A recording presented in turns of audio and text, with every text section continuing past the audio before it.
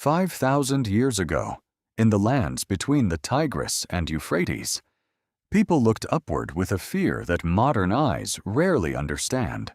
To us, the sun rises because Earth turns. Day follows night because of motion, gravity, and celestial mechanics. But to the ancient people of Mesopotamia, the sky was not empty space. It was a living scroll. It was a realm of divine movement. It was where the gods revealed anger, favor, warning, and fate. So imagine the terror of a world where the sun did not behave as expected.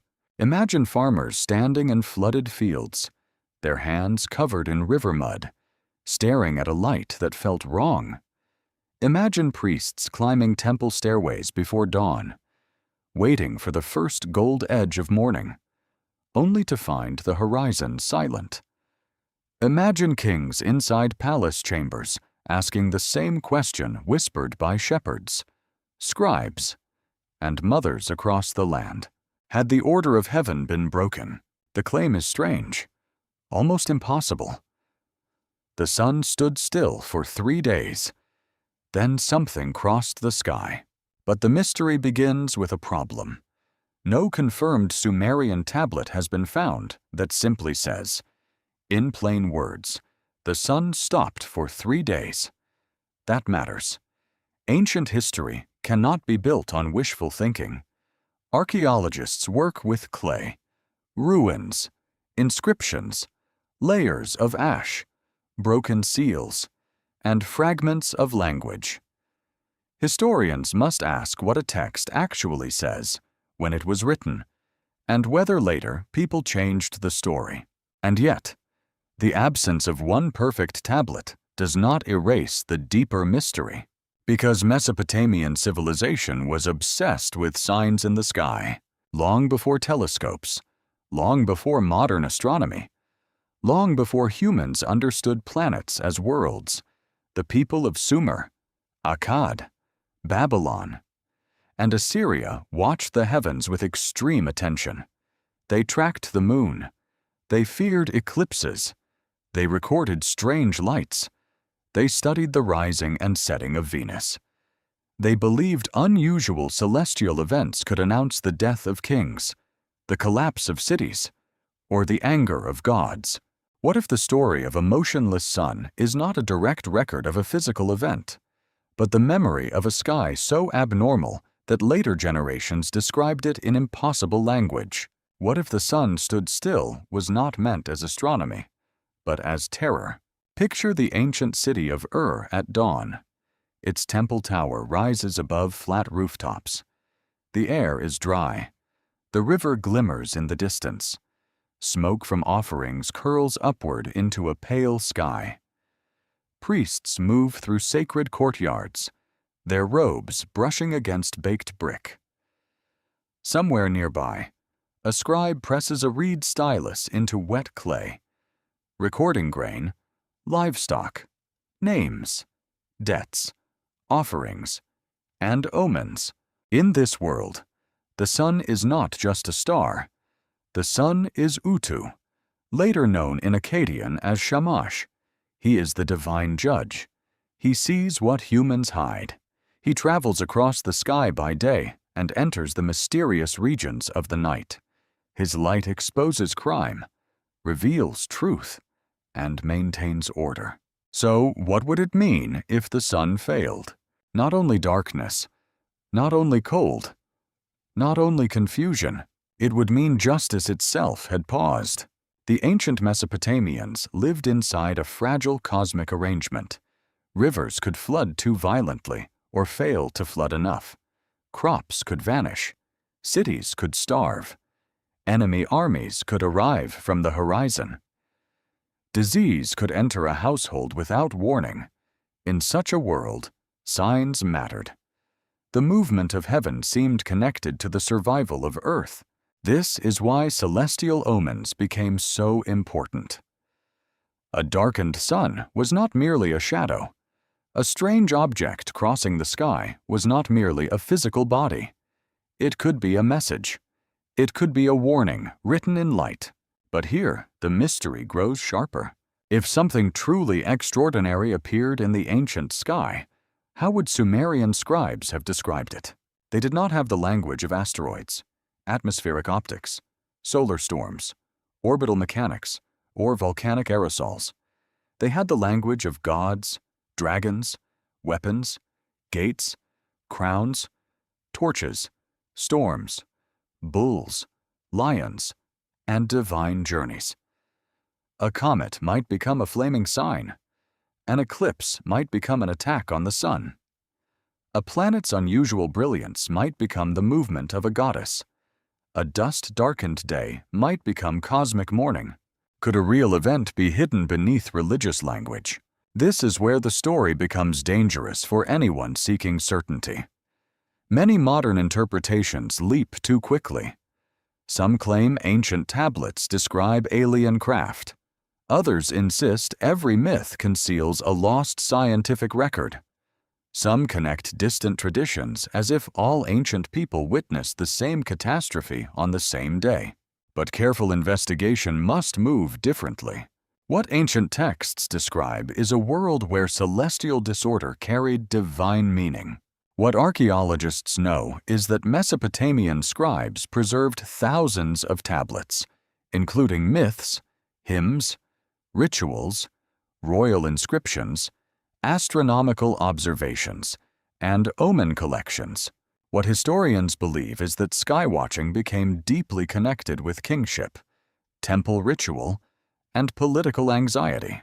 What modern interpretations suggest is more uncertain. Some myths may preserve memories of unusual natural events, but proving a specific event behind a specific story is extremely difficult.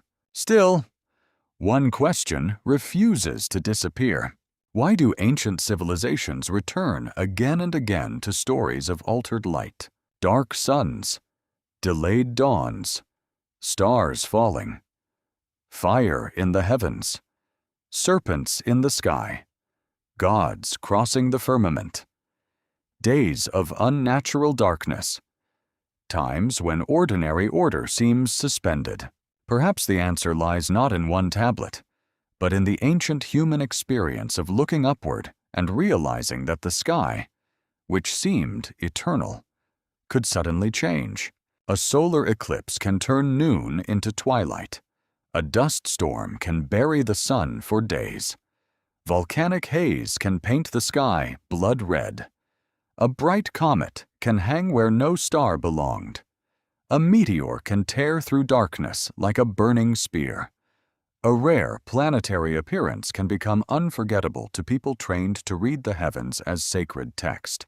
But why would such a memory become attached to 3 days? 3 days is not random in ancient storytelling. It often marks a boundary, a period of waiting, a passage between danger and renewal. In many traditions, 3 days can represent disappearance before return, death before restoration, silence before revelation. In Mesopotamian imagination, movement between realms was never casual. Gates, thresholds, journeys, and returns mattered deeply. So perhaps the phrase 3 days is not a stopwatch. Perhaps it is a ritual number, a sacred interval, a way of saying that the world entered a temporary state of suspension. Yet the second half of the mystery remains even stranger. Then something crossed the sky. Not something rose. Not something set. Not something shone quietly among the stars. Something crossed. The word itself suggests motion against expectation. A passage, a transit, a sign cutting through the heavens. To an ancient observer, such a crossing could feel like an intrusion into the cosmic order, a god's weapon, a divine messenger, a wandering star, a shadow, a flame, a warning. And if the sun was linked with justice, kingship, and cosmic order, then anything that crossed its path or appeared near its domain could be terrifying. Was it an eclipse shadow remembered as an object? Was it Venus shining with unusual power? Was it a comet later transformed into a mythic sign?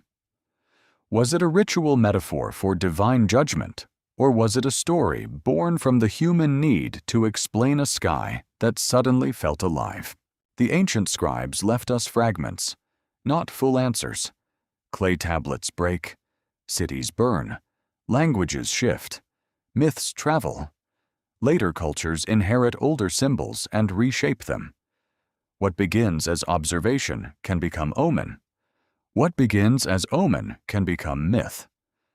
What begins as myth can become a mystery whispered thousands of years later, and somewhere inside that chain, the sun stops, not necessarily in the heavens as modern science would measure it, but in the imagination of a civilization that believed light itself could speak.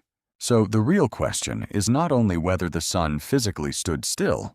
The deeper question is why ancient people feared a sky that paused, darkened, crossed, and changed. Because when the heavens stopped behaving like heaven, what did the people of Sumer believe was coming for the earth? What kind of civilization looks at the sky and sees not distance, but judgment? In ancient Mesopotamia, heaven was not silent. It did not hang above the world as a beautiful decoration. It communicated. It warned. It threatened.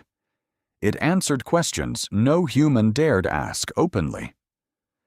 To the people who built the first cities in southern Mesopotamia, the sky was a vast divine field where meaning appeared in light, shadow, color, movement, delay, and disappearance. A strange moon was not merely strange. A red sky was not merely weather. A darkened sun was not merely an interruption of daylight. These things could be read as signs that something hidden had shifted in the relationship between gods, kings, cities, and human fate. This is one of the hardest things for the modern mind to enter. Modern people usually separate the sky from morality. A storm does not mean a ruler has sinned. A comet does not mean a kingdom must fall. An eclipse does not mean a god has turned away. But Mesopotamian thought moved through a different structure. The universe was interconnected. Heaven, earth, temple, palace, river, harvest, and throne belonged to one living order. If something abnormal appeared above, something dangerous might soon unfold below. This belief did not come from ignorance alone. It came from experience. Life in Mesopotamia was powerful, fertile, and unstable. The rivers brought abundance, but also destruction. The same waters that fed barley fields could swallow villages.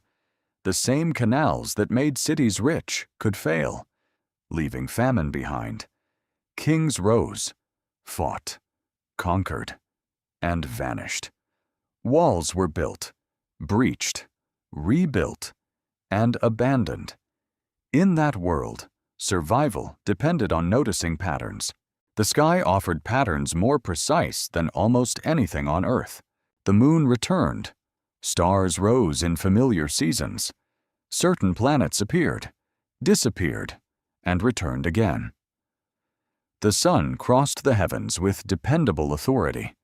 Against the uncertainty of flood, disease, invasion, and drought, the celestial order seemed steady. So when that order changed, when the sun darkened, when the moon disappeared, when a wandering star appeared in an unexpected place, the event felt enormous. Why would heaven break its pattern unless something important was being announced? This is where omen thinking becomes essential. An omen was not simply a superstition in the casual sense. It was part of an organized way of interpreting the world. Mesopotamian scholars collected observations, compared them with events, and preserved them in long series of texts. These texts connected signs in the heavens with consequences on earth. A lunar eclipse might be linked to danger for a king. A solar eclipse might signal trouble in a specific land. A strange star might suggest conflict, famine, or political upheaval. The point was not curiosity. The point was survival.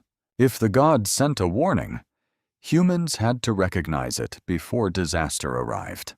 Imagine a royal court in Babylon or Nineveh. Night has fallen. Above the city, the moon begins to lose its light. The edge darkens. The glow weakens. People murmur. Priests observe carefully. Messengers move between temple and palace. The king waits for interpretation, because this is not merely an astronomical event. It is a possible sentence against the throne. Who is threatened? The king, the army, the harvest, a neighboring land, a child of the royal house, a city under divine displeasure. In such a world, seeing the heavens was never passive. It was a form of listening. The watchers were not only gazing, they were decoding. This gives the idea of a motionless sun a very different force. Whether taken as myth, memory, metaphor, or later interpretation, the image would not have been understood as a harmless marvel. A sun that refused its expected movement would mean the cosmic rhythm had entered crisis. The daily journey of light had been disturbed. Time itself seemed uncertain. Order had hesitated. And if something crossed the sky during such a crisis, the fear would deepen. A crossing object suggests interruption. It does not merely belong to the background of heaven. It passes through. It cuts across the visible order. It appears like a messenger, an intruder, or a weapon. For Mesopotamian interpreters, motion mattered, direction mattered, timing mattered, brightness mattered, color mattered. Whether a sign appeared in the east or west could change its meaning. Whether it happened near the moon, sun, or a known star could make it more dangerous. Could the sky announce a death before the body fell? Could the gods reveal rebellion before the city heard the marching army? Could heaven know the fate of a king before the king himself knew? These were not abstract questions. They shaped decisions. Rulers consulted diviners. Priests performed rituals. Scholars wrote reports. Temples became centers of interpretation. A celestial sign might trigger protective actions, offerings, laments, substitutions, or royal precautions. The sky was watched because power depended on it. This connection between heaven and kingship was especially intense because kings did not rule as ordinary men. Their authority was bound to divine favor. If the gods supported the king, the land could prosper.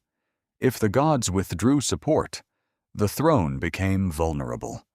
A strange celestial sign could therefore become politically explosive. It might make enemies bold. It might frighten allies. It might force the court to seek ritual protection. A bad omen was not just a religious problem. It was a state emergency. But there is another layer hidden inside this system. By watching the sky so carefully, Mesopotamian scholars preserved observations that later became part of the long development of astronomy. Their worldview was religious, but their attention was disciplined. They noticed cycles. They recorded appearances. They built archives of celestial knowledge. They did not separate science and sacred meaning the way modern culture often does. For them, precision made interpretation stronger. The more carefully one watched heaven, the more clearly one might hear the gods. This is why stories of celestial disturbance could last so long. A single strange event might be interpreted, ritualized, remembered, copied, retold, and transformed. Over generations, the original observation could become surrounded by symbolic meaning.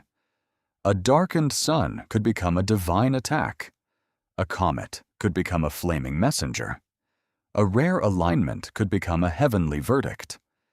A frightening interval of strange light could become a tale of time itself stopping. But what happens when a culture believes the sky is speaking, and the message seems to be disaster? The answer lies in the role of those who claimed they could read the warning before it reached the world below. Who were the people trusted to read the sky before disaster reached the earth? They were not wandering dreamers staring upward in wonder. They were trained specialists, attached to temples, palaces, archives, and courts. They belonged to a world where knowledge was power, but not the kind of power displayed with swords or crowns. Their power came from silence, discipline, memory, and clay. A scribe in ancient Mesopotamia did not simply write words. He entered a sacred craft. To become literate in cuneiform required years of training. The signs were complex. The languages were layered. Sumerian remained important in scholarly and religious traditions even after Akkadian became widely used. A student had to copy lists, hymns, proverbs, rituals, royal names, divine names, measurements, legal formulas, and ancient compositions that carried the weight of memory. Writing itself felt mysterious. A spoken word vanished into air. A mark pressed into clay survived fire, flood, war, burial, and time. The scribe could trap sound in earth.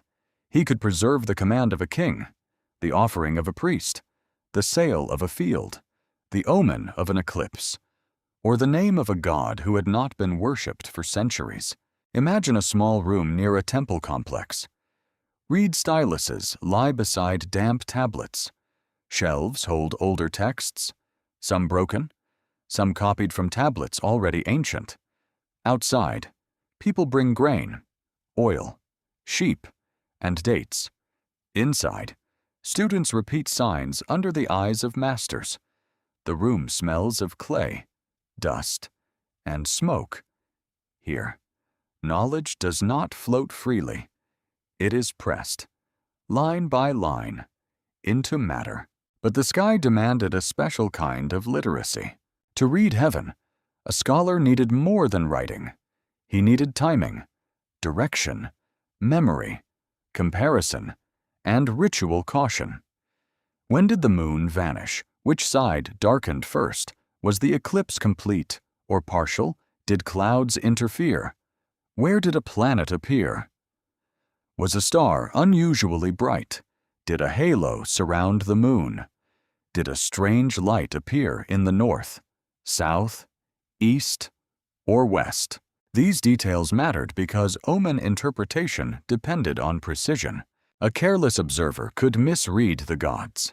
What if a warning meant for an enemy land was mistaken for a threat to the king?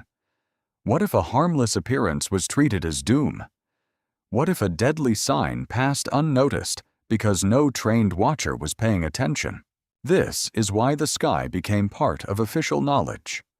In later Mesopotamian kingdoms, especially in Babylonian and Assyrian contexts, court scholars sent reports to rulers describing celestial events and their meanings.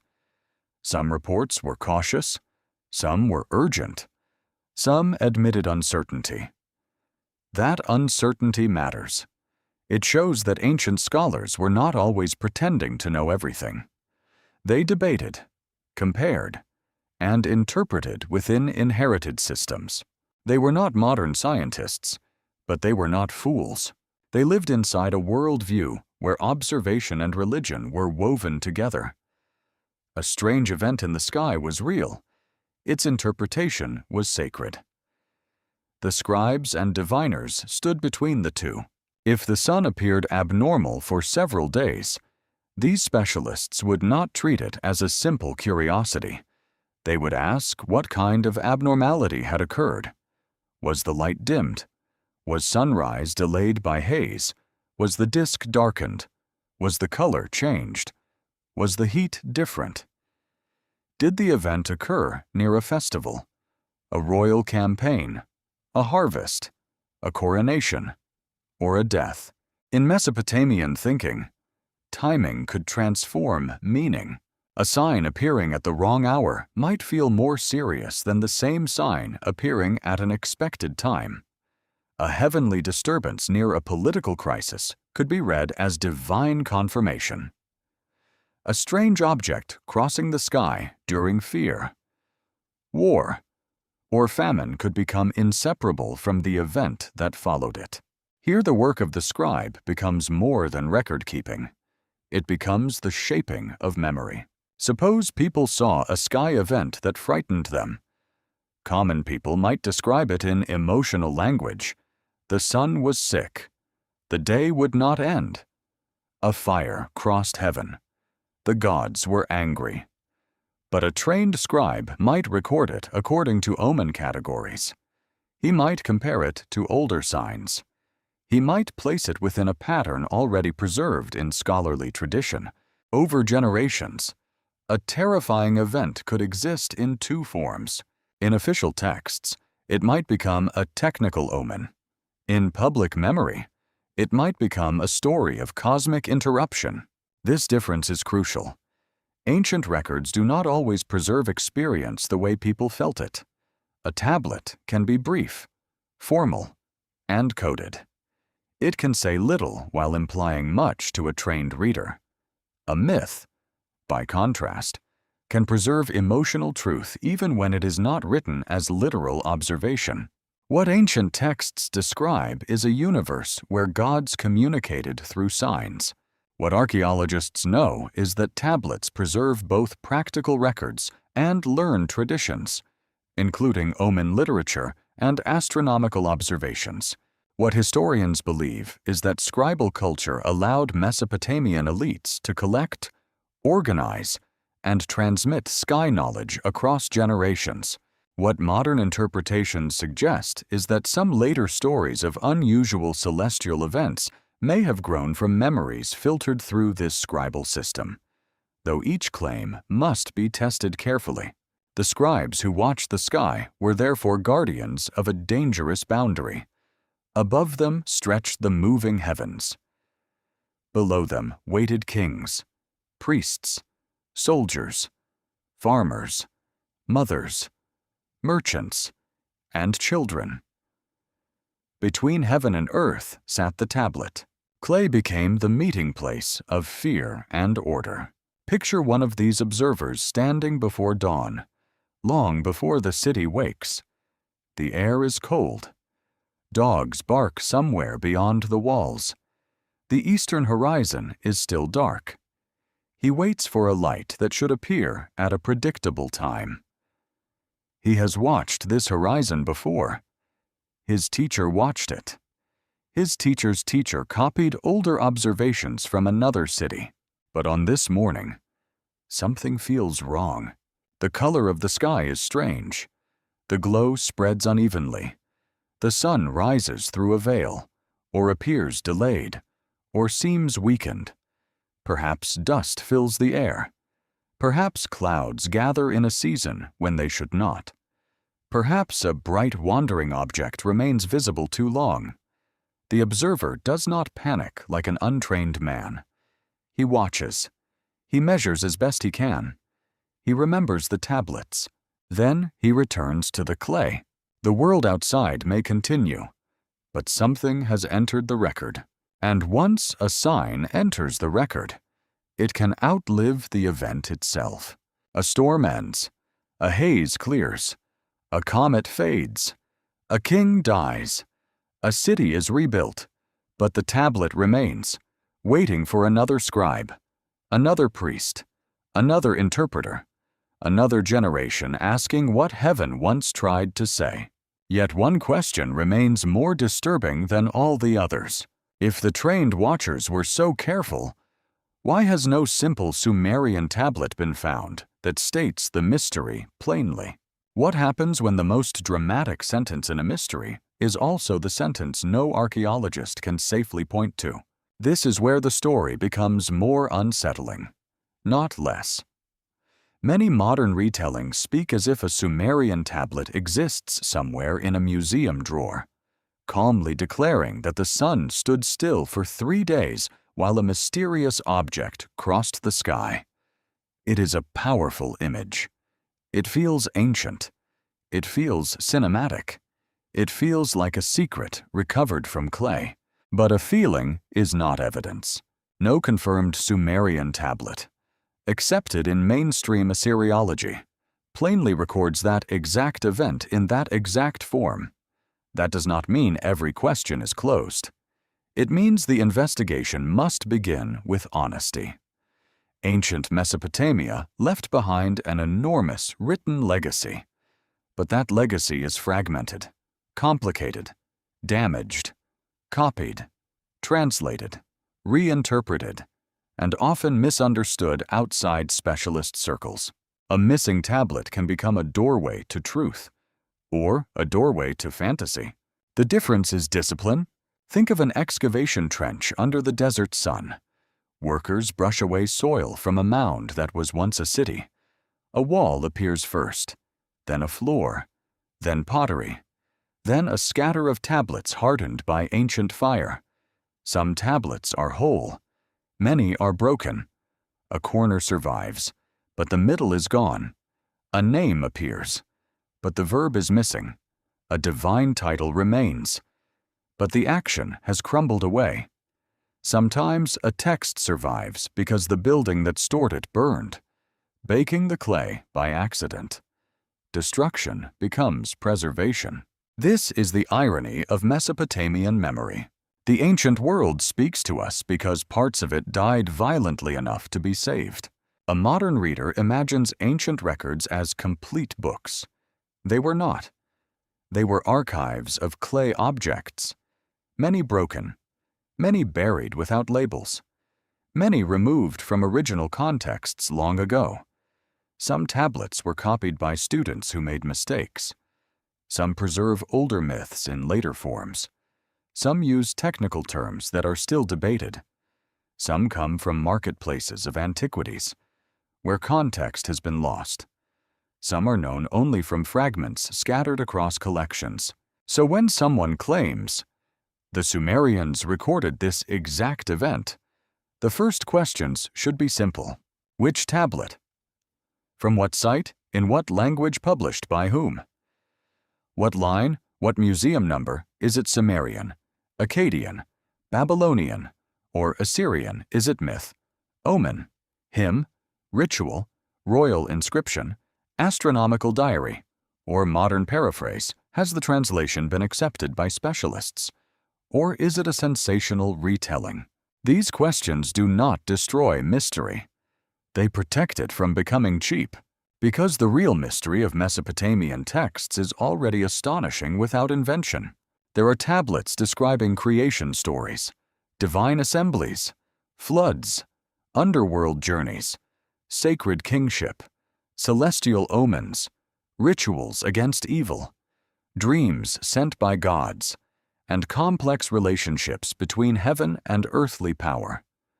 There are omen series that treat the sky as a field of warning. There are astronomical records that show careful watching across generations. There are myths where gods descend, vanish, return, judge, battle, create, destroy, and transform the world humans inhabit. But the exact modern phrase about the sun standing still for 3 days belongs to a more uncertain zone. It may be a modern fusion. It may combine ancient omen traditions with later biblical motifs, comet legends, eclipse interpretations, speculative catastrophism, and internet retellings. It may have grown because the image is irresistible. A stopped sun is too dramatic to ignore.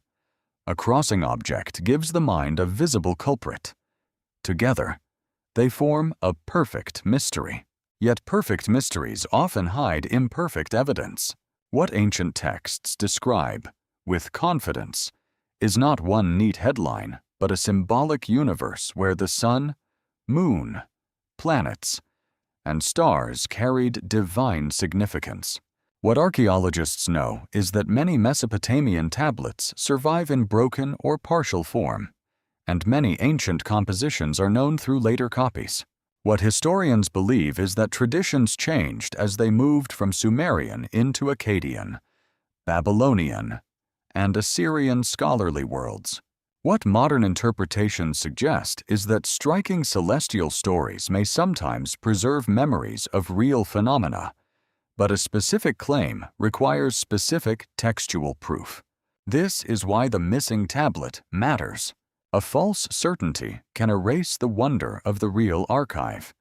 If people believe in an invented record, they may stop looking at the actual tablets, which are far stranger in a quieter way. The real texts do not always shout.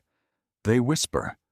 They leave names half broken, gods half seen, omens half explained. They force us to stand at the edge of a vanished mind and admit that ancient people were not simple, and their world was not easily decoded. The absence of a plain record also raises another possibility. Maybe the event, if there was one behind the story, was never recorded as a narrative at all. Maybe it entered an omen list as a technical sign. Maybe it was absorbed into a myth about a god. Maybe it was remembered through ritual language. Maybe it survived only as a pattern, not as a report. The modern mind asks for a newspaper headline. The ancient archive may answer with symbols. A sky event could be documented without sounding like modern eyewitness testimony. For example, an eclipse might be recorded by timing, direction, and omen consequence. A strange light might be described through the language of a torch, star, god, or weapon. A dimmed sun might appear in relation to royal anxiety, not public experience. A period of darkness might be ritualized as mourning, judgment, or cosmic disorder. A crossing object might not be called an object at all. It might be called a sign. This is the difficulty of reading ancient fear. The language is not only descriptive, it is interpretive. The sky does not merely do something, it means something. And meaning can survive even when the original event is lost. Imagine a tablet fragment no larger than a human palm. Its edges are broken. Its surface is scarred. 3 lines remain: a divine name, a reference to the sun, a word that might mean darkening, covering, shining, or appearing, depending on context. A damaged sign that could change the whole interpretation. One scholar translates cautiously. Another proposes a different reading. A popular writer removes the uncertainty. A video title turns it into revelation. This is how fragments become legends. But the responsible path is not to close the door. It is to walk more carefully through it. Because the missing Sumerian tablet does not leave us empty-handed. It pushes us toward better questions. How did the people of Mesopotamia understand solar disorder? Why was the sun connected with judgment? What kinds of celestial crossings terrified royal courts? Why did later cultures preserve similar images of halted light and cosmic interruption? And why do modern people still hunger for the idea that ancient clay contains a warning about the sky? Perhaps the most revealing evidence is not the tablet everyone wants to exist. Perhaps it is the thousands of tablets that actually do exist, showing a civilization convinced that heaven and earth were bound together by signs. Still, one figure stands at the center of any Mesopotamian mystery involving the sun. He is not a planet. He is not an object. He is not a modern anomaly. He is the divine presence of daylight itself, the one who saw hidden crimes, judged the living, and crossed the boundaries no human could cross. Why would the failure of his light shake the entire moral order of the world? What if the sun was not only light, but a witness no one could escape? In ancient Sumer, the sun was known as Utu. In later Akkadian tradition, he was called Shamash. To modern people, the sun is a physical star, a sphere of plasma whose light makes life possible. But in Mesopotamian imagination, the sun carried a moral presence. It did not merely shine, it saw. It crossed the heavens like a divine judge moving above every roof, field, canal, palace, and hidden doorway. This made sunlight frightening in a way that is easy to miss. Light was not only comfort, light was exposure. A thief might hide from neighbors, but not from Utu. A murderer might bury evidence, but not from the sun. A corrupt official might twist words in the city gate, but the divine judge saw the transaction. A ruler might claim justice, but Utu watched the throne as well as the servant. His daily journey made him the god who overlooked human behavior from above and carried knowledge beyond ordinary sight. So a disturbed sun was never just a damaged lamp in the sky. It suggested that the witness of the world had been interrupted. In Sumerian hymns, Utu appears as a great power of justice and truth. He rises from the mountains, illuminates the land, and brings order to human affairs. His light reaches places where humans cannot go. He is linked to legal judgment, right conduct, oaths, and the exposure of falsehood. Ancient seals sometimes show him emerging with rays, associated with doors or gates, as if daylight itself opens hidden realms. This image is important. The sun does not simply appear, it emerges. Every dawn it is a passage.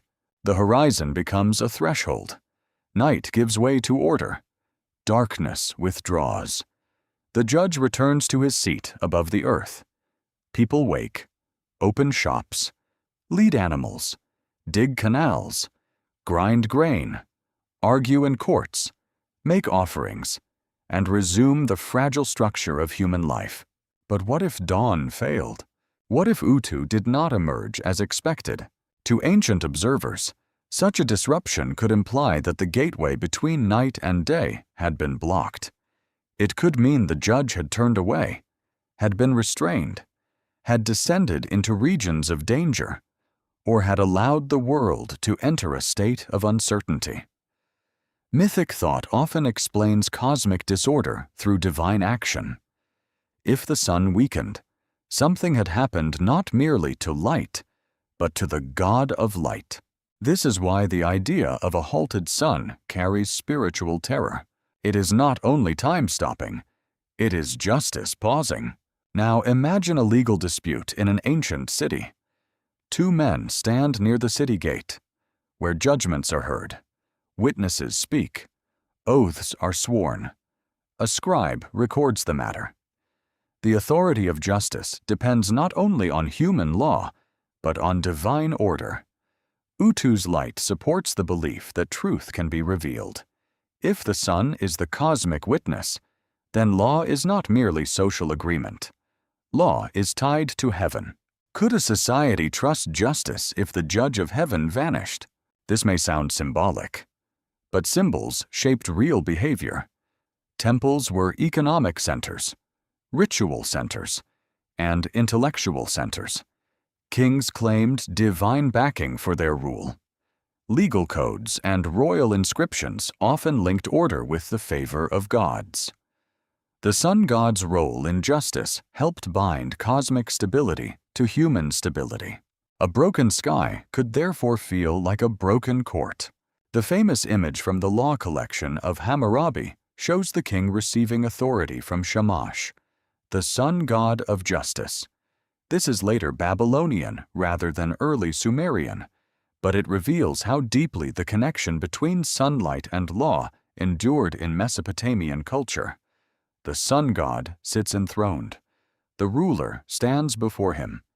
Justice descends from the divine realm into human governance. This does not prove a 3-day halted sun.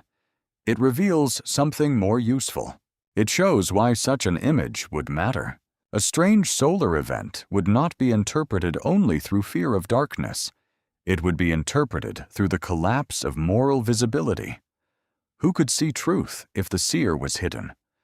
Who could protect oaths if the divine witness was veiled? Who could guarantee that the king still ruled under heaven's approval? Then comes the other part of the mystery. Something crossed the sky. If Utu's path was sacred, then anything crossing that path could be imagined as a challenge, a message, or a sign of interference. The sun's daily route was not empty. It was a divine road, a crossing light. Shadow, or object, could be read as something entering the road of the judge. It might be a celestial body. It might be a mythic image. It might be an omen later described in symbolic terms. But to an ancient mind, crossing was meaningful because paths belonged to powers. The heavens were organized. Planets had courses. Stars had seasons. The moon had phases. The sun had his great journey. When something unusual appeared to cut across expectation, it disturbed not only vision, but cosmic geography. What if the crossing sign was interpreted as an accusation? What if heaven was not merely showing an object, but staging a judgment? This possibility becomes stronger when we remember Utu's connection to hidden places. The sun sees human deeds by day, but in Mesopotamian imagination, he also has relationships with the regions beyond ordinary human life. The daily disappearance of the sun beneath the horizon raised questions. Where does he go at night? What realms does he pass through? What does he see beneath the earth? What secrets return with him at dawn?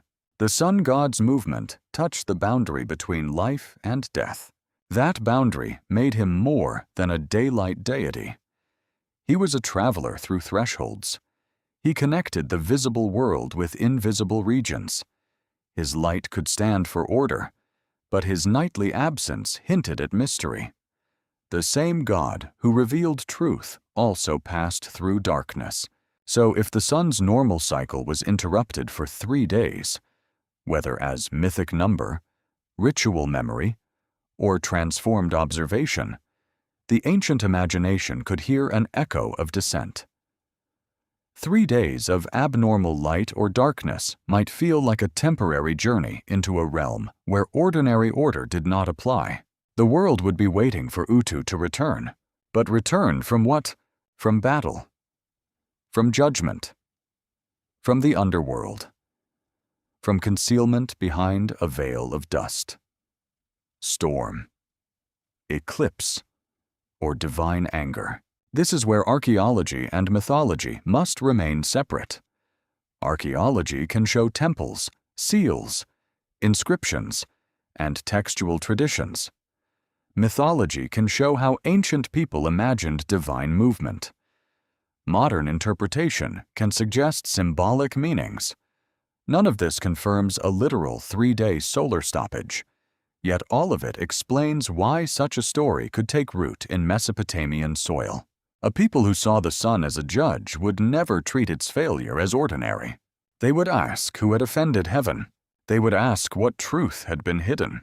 They would ask why the divine witness no longer looked upon the land, and if, during that fearful interval, a strange sign crossed the sky, the question would become even sharper.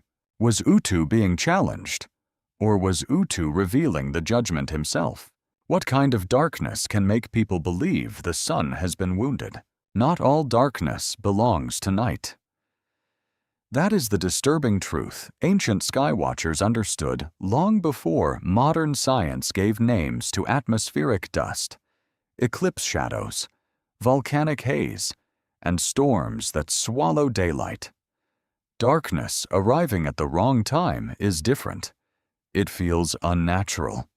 It enters the mind with a kind of violence. Night is expected. But darkness at noon asks a question no one wants to answer. Why has the world changed its order? In southern Mesopotamia, cities rose from a landscape shaped by rivers, heat, mud brick, canals, and open sky. The horizon was wide. The movement of light was part of daily survival. Farmers depended on seasons. Priests watched dawns. Merchants traveled by day. Workers shaped bricks under a punishing sun. The sky was not hidden behind forests or mountains. It stretched above the land like an enormous dome, so any change in sunlight would have been noticed. A weakened sun could mean many things. The disk might turn red. The light might become copper-colored. The day might feel dim, as if morning never fully arrived. Dust could make the sun appear like a dull coin. Smoke could flatten shadows. A dense storm could erase distance. An eclipse could bite into the solar disk, turning familiar light into something terrifyingly alive. To the ancient mind, such events were not separate categories. They were signs of disturbance. A solar eclipse is perhaps the most dramatic example. During an eclipse, the moon passes in front of the sun, and daylight can fade with astonishing speed. Birds become quiet. Animals behave strangely. Shadows sharpen or vanish. The air cools. Human beings who understand the mechanics may still feel awe. Human beings who do not know the mechanics may feel that creation itself is failing. But in Mesopotamia, an eclipse was not simply fear of the unknown. It became part of a learned system. Scholars recorded eclipses, interpreted them, and connected them with earthly events. The darkening of the sun could be treated as a warning, especially when it affected the symbolic domain of kingship and order. Still, an eclipse alone does not last 3 days. That is where the mystery changes shape. If a tradition speaks of multiple days of strange sunlight, other natural possibilities appear. Dust storms can transform daylight for extended periods. In lands of dry soil, wind can lift particles into the air until the sun becomes dim and reddish. Visibility collapses. Buildings disappear behind a moving wall of dust. The familiar city becomes alien. People cover their faces. Animals panic. The sky turns into a ceiling of earth. In such a storm, the sun has not stopped, but it may seem removed from normal time. Morning may arrive without brightness. Noon may feel like dusk. Evening may be indistinguishable from afternoon. The rhythm of the day becomes psychologically broken. People do not experience the sun as moving through its proper stages. They experience a suspended world. Could 3 days of dust become 3 days of a halted sun in memory? It is possible as interpretation, but it cannot be asserted as fact. The ancient text would need to be examined. The location, date, wording, and context would matter. Yet the emotional logic is understandable. When sunlight is obscured for days, people do not say, "Aerosol particles have reduced solar visibility." They say the sun has disappeared. They say the day died. They say the gods are angry. Another possibility is volcanic haze. A major eruption far away can send particles high into the atmosphere, altering sunlight across regions. Skies can become red, dim, or strange for weeks or months. Ancient people would not need to see the volcano to experience its atmospheric consequences. A distant catastrophe could arrive as a changed sun. Imagine an evening in an ancient city. The sun sinks, but instead of ordinary gold, the sky burns a deep red. The next morning, the light returns weakly. Days pass, and the color remains wrong. Priests chant, scribes compare signs, farmers whisper over fields. The world continues, yet the sky feels diseased. How long before observation becomes omen? How long before omen becomes story? There were also storms, heavy clouds, seasonal anomalies, sand-filled winds, and strange atmospheric effects could distort the sun's appearance. Halos around the sun or moon, caused by ice crystals high in the atmosphere, could appear as rings or crowns. To a modern meteorologist, they are optical phenomena. To an ancient observer trained in symbolic thinking, a ring around the sun might suggest enclosure, attack, royal destiny, or divine warning. The sun could look captured. A captured sun is not far from a halted sun. The language of ancient cultures often transforms appearance into action. If the sun is covered, perhaps something covered it. If the sun is darkened, perhaps something attacked it. If the sun appears motionless in a strange sky, perhaps heaven itself has paused. Mythic language gives agency to phenomena that modern language explains mechanically. This does not make the ancient description foolish. It makes it human. Every culture describes the unknown using the images it possesses. Mesopotamia possessed gods, monsters, divine weapons, sacred roads, heavenly gates, cosmic rivers, bulls of heaven, lions, storms, torches, crowns, and tablets of fate. The sky was a drama, not a diagram. A darkened sun was not a failed light source. It was an event inside a divine story. What ancient texts describe is a universe where abnormal light could carry warning. What archaeologists know is that Mesopotamian cities preserve evidence of complex temple rituals, scribal learning, and omen traditions. What historians believe is that celestial events were interpreted through religious and political systems rather than through natural science alone. What modern interpretations suggest is that some stories of unnatural daylight may reflect eclipses, dust storms, atmospheric haze, volcanic effects, or symbolic ritual time. But each explanation remains conditional unless tied to specific evidence. The emotional power of unnatural darkness also touches something deep in human psychology. People expect the sun to be reliable. It anchors the day. It tells the body when to wake, work, eat, gather, fear, rest. When the sun changes, the mind loses one of its oldest certainties. Anxiety grows quickly because the disturbance is not local.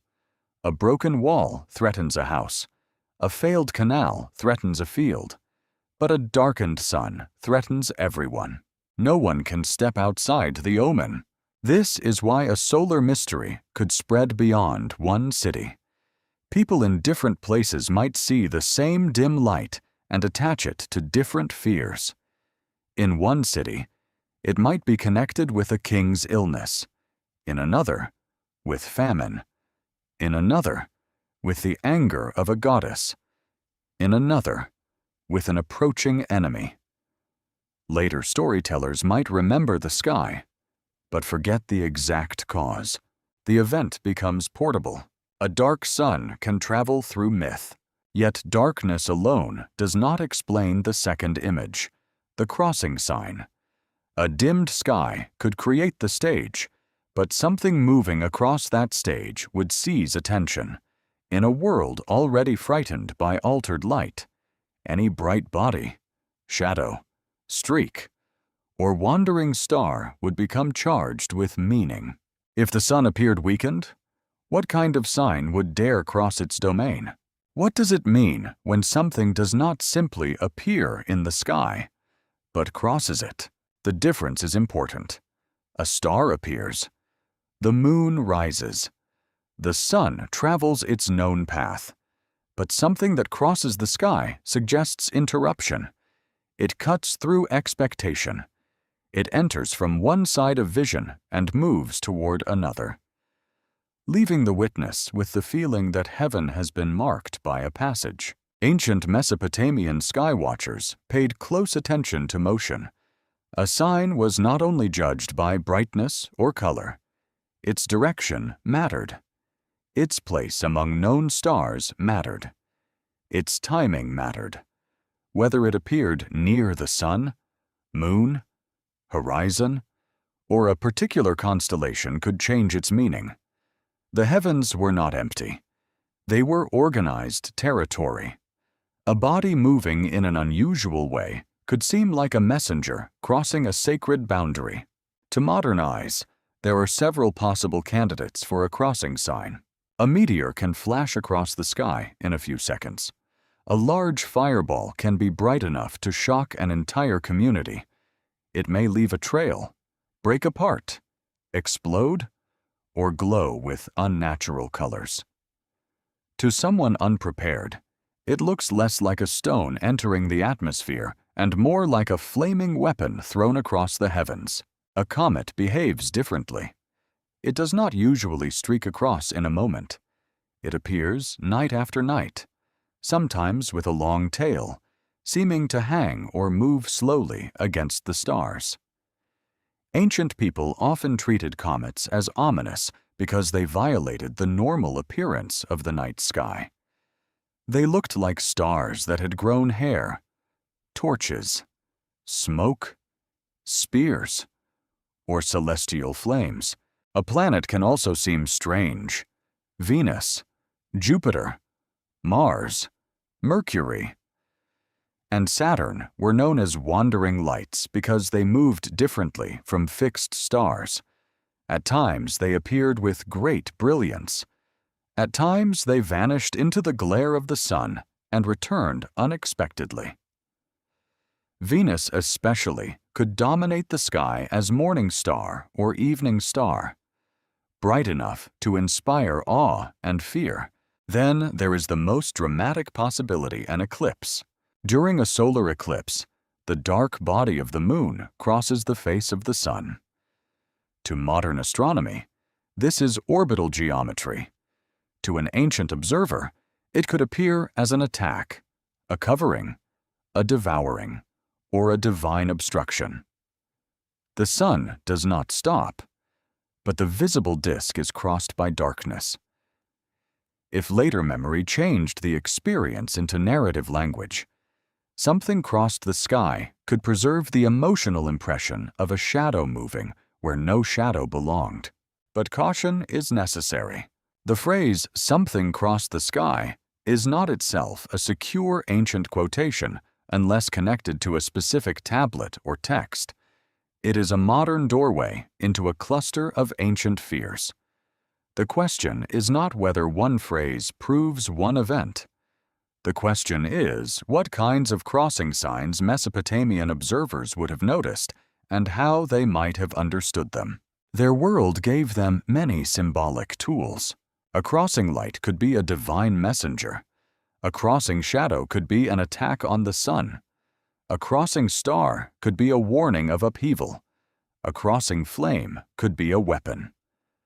A crossing planet could signal the movement of a deity. A crossing bird, cloud, or atmospheric glow might be folded into omen language, depending on context. The sky was not interpreted as a machine. It was interpreted as a text, and texts must be read. Imagine a night over the plains of Mesopotamia. The heat of the day has faded from the mud brick walls. Families sleep on rooftops. The river moves beyond the city in darkness. Above, the stars are sharp, countless, and familiar. A watcher knows their order. He has seen them since childhood. He knows where certain stars should rise. He knows when Venus should appear. He knows the moon's path. Then a fire tears across the blackness. For a moment, the city is lit from above. A trail fades slowly. Someone cries out. Dogs bark. A child wakes. A priest hears the commotion. By morning, people are already asking what it meant. No one asks whether it meant anything. That assumption belongs to another age. In Mesopotamian thought, an event visible to many people and positioned in heaven could hardly be meaningless. Meaning might be uncertain, but meaning existed. The job of scholars was to identify it before fear spread beyond control. Now imagine a different scene, not night, but day. The sun is dim behind dust or haze. The sky has an odd color. Shadows are weak. Then a dark form, cloud band, eclipse shadow, or optical effect seems to move across the light. People do not have scientific categories for what they see. They describe what experience gives them something crossed, something covered, something passed before the face of the sun. The event becomes a sentence. But who wrote it? Here, the Mesopotamian worldview becomes both beautiful and terrifying. The gods were not distant abstractions. They had cities, temples, symbols, personalities, powers, and rivalries. Enlil could command storm and authority. Enki was linked with wisdom and the deep waters.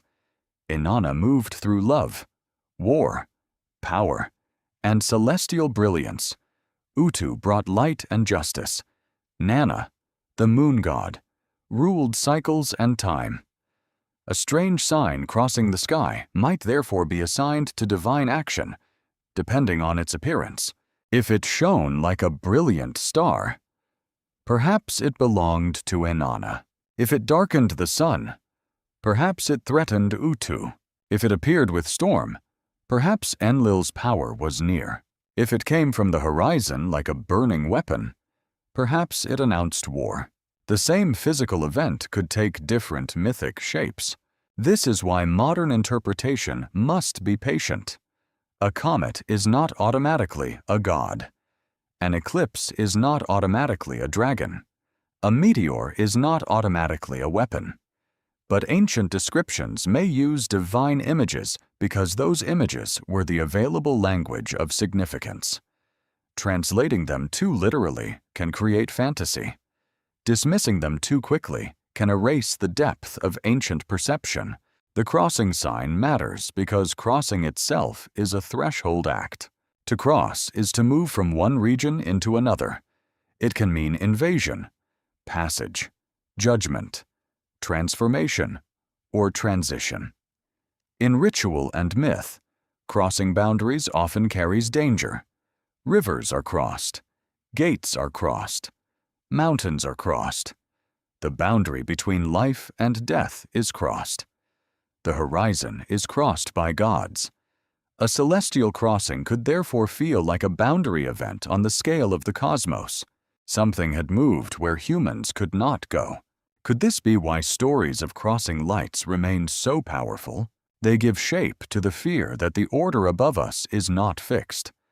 They suggest that heaven has traffic, intention, conflict, and warning. They make the sky feel inhabited. For ancient Mesopotamians, that was not metaphor alone. It was reality structured by belief. The visible heavens were the upper face of a divine order. The movements of celestial bodies belonged to a network of signs. When one of those movements became strange, the entire system trembled. A crossing sign was not just a spectacle, it was a question sent from above. And the most dangerous question was not what crossed, but whom the sign was meant to accuse. Could a king die because the moon went dark? To modern ears, the question sounds impossible. A ruler's life belongs to medicine, politics, assassination, age, battle, and accident. The moon cannot kill a king. The sun cannot send a sword into a palace. A planet cannot open a city gate for an enemy army. But in ancient Mesopotamia, royal power existed inside a sacred field of signs. A king did not stand alone. He ruled beneath divine attention. His victories, illnesses, dreams, heirs, campaigns, building projects, and defeats could all be interpreted through the favor or anger of the gods. If heaven displayed a frightening sign, the king was often the first person to feel its shadow. That is why celestial omens became matters of state. The court did not watch the sky only for wonder. It watched for danger. A darkened moon could signal threat to the ruler. A strange solar event could imply crisis in the land. A troubling planetary sign could be read as warning of rebellion, famine, invasion, or dynastic instability. These interpretations were not casual gossip. They were embedded in professional traditions studied by scholars who advised the palace. Imagine the royal residence at night. Lamps burn along corridors. Guards stand near doors. Courtiers speak quietly. Outside, observers have seen something unsettling in the sky. Perhaps the moon has entered eclipse. Perhaps clouds have obscured part of the event, making interpretation uncertain. Perhaps a planet has appeared in a position considered dangerous. A message arrives. The king does not receive it as entertainment. He receives it as a threat. In Mesopotamian political imagination, the ruler's body and the land were connected. If the king was secure, the kingdom could be secure. If the king was threatened, the realm itself trembled. This is why an omen against the king could become an omen against everyone. Palace fear could spread into temple action.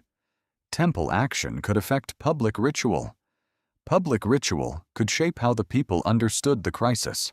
A sign in the sky could become a political event before anything happened on Earth. Why would a celestial sign be tied to kingship so strongly? Partly because kings presented themselves as chosen, supported, or authorized by gods. Their inscriptions often celebrated divine favor. They built temples, restored shrines, offered sacrifices, defeated enemies, and claimed to bring order to chaos. The ruler was not usually considered a god in the same way as some Egyptian pharaohs, but his office depended on divine legitimacy. If heaven seemed disturbed, that legitimacy could feel vulnerable. A king feared not only disaster, he feared interpretation. If scholars declared that a sign threatened the throne, enemies might become bold. Officials might whisper. Priests might demand rituals. The king might delay a campaign, change plans, or seek protection. A celestial omen could influence decisions because belief itself has political force. Even if no physical connection exists between a planet and a rebellion, a feared omen can change human behavior enough to make history move. This is one of the hidden powers of omens. They do not need to cause events physically to affect the world. They shape what people expect, fear, avoid, conceal, or attempt. For a royal court, uncertainty was dangerous. Suppose an eclipse occurred. Scholars might disagree about its meaning. Was it favorable because of the direction of the shadow? Was it dangerous because of the month? Did it threaten the king personally, or another land? Did clouds prevent a proper reading? Could ritual reduce the danger? Had older tablets recorded a similar sign, followed by a known event? The palace needed answers, but heaven rarely spoke in simple sentences. The result was a world of anxious interpretation. Messages moved between scholars and kings. Omens were compared. Ritual specialists were consulted. The king's safety could become the subject of elaborate protective measures. The sky was watched not only by eyes, but by institutions. In this setting, the image of the sun standing still carries royal implications. If the sun represented justice, order, and divine oversight, then its disturbance could be read as a crisis in the structure that upheld kingship.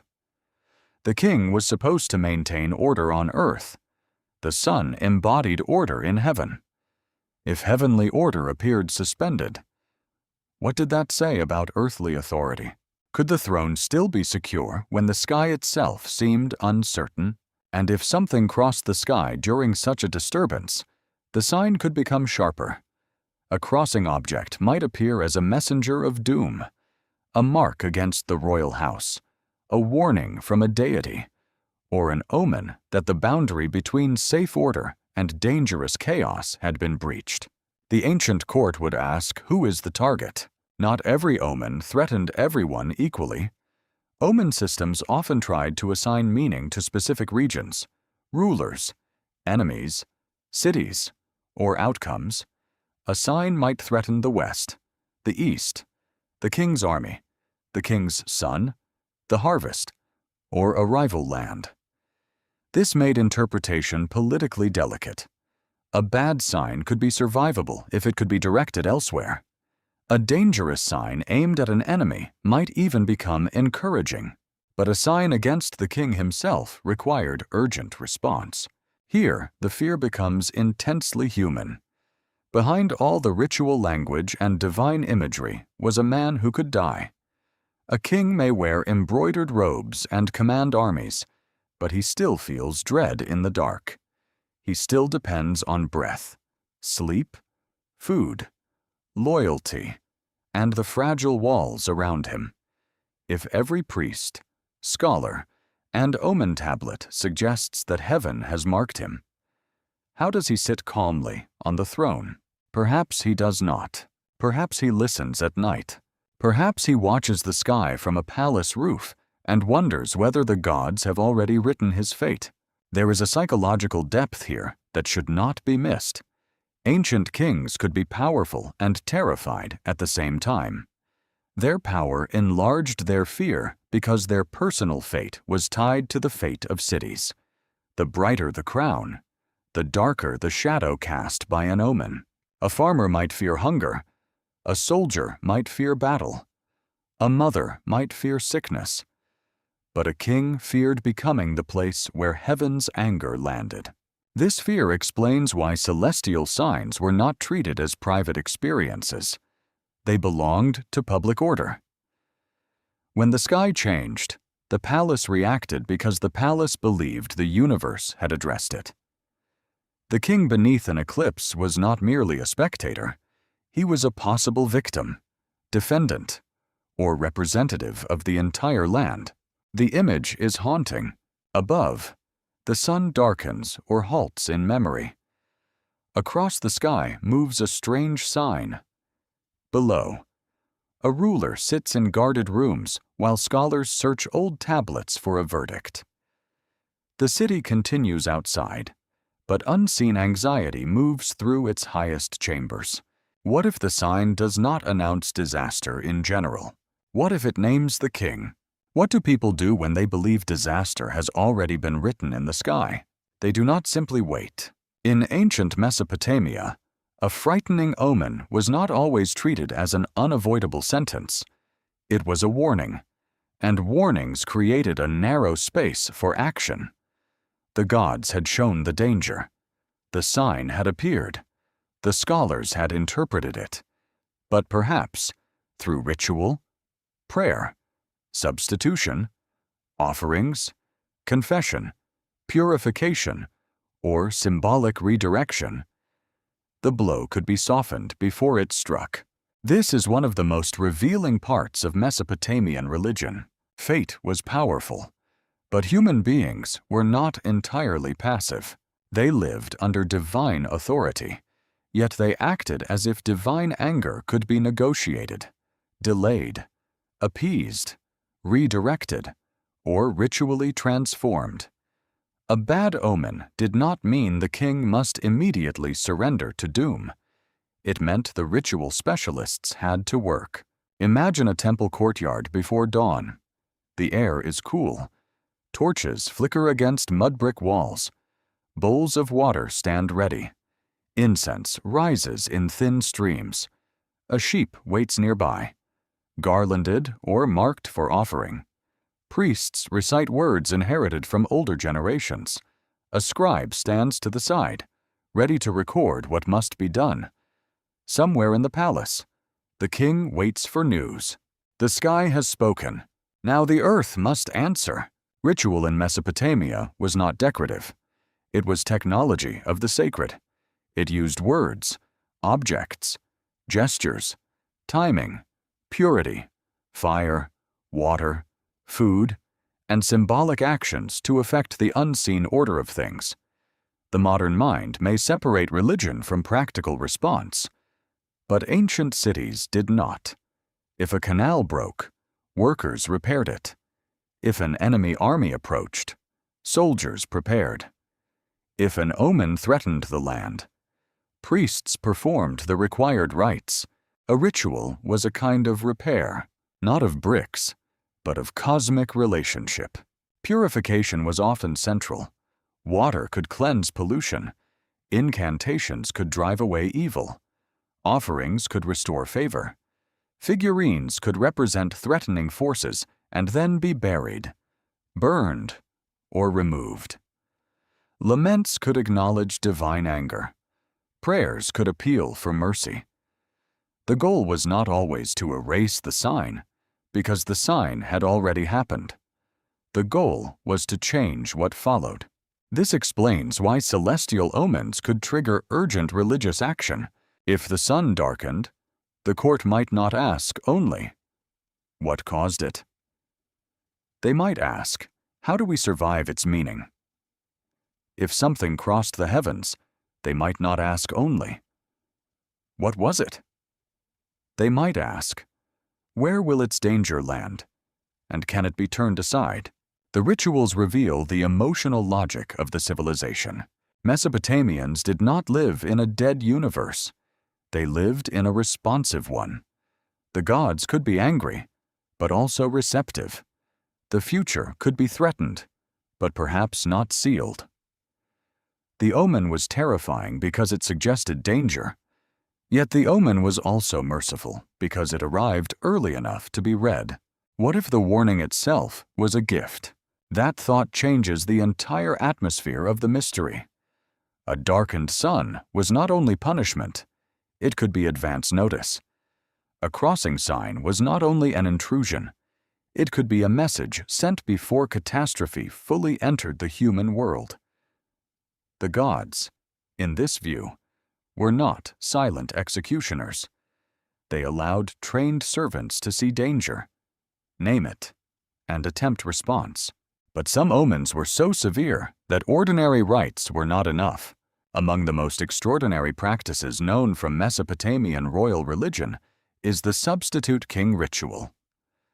When a celestial omen was interpreted as threatening the actual king, especially in later Assyrian and Babylonian contexts, a substitute could be placed temporarily in the royal role. The dangerous fate was redirected toward the substitute instead of the true ruler. After the ritual period, the substitute was removed, and the real king resumed his place. To modern readers, this practice is disturbing. But inside its own logic, it reveals a terrifying seriousness. The omen had to strike someone. The ritual created a symbolic target. The king's role, not merely his body, had been marked. By placing another body inside that role, the danger could be transferred. What kind of fear produces such a ritual? Fear that heaven's message is precise. Fear that symbols are not imaginary. Fear that divine judgment moves through offices, names, crowns, and bodies. This is why the notion of a halted sun would have been more than spectacle in a royal culture. It could have demanded response. A suspended sun might be treated as a suspension of order. A strange crossing might be treated as a directed sign. The court would not simply marvel. It would seek protection. The practical details mattered. Which god had been offended? Which ritual text applied? Which offerings were required? Which words had to be spoken? Which day was favorable for purification? Which signs showed that the danger had passed?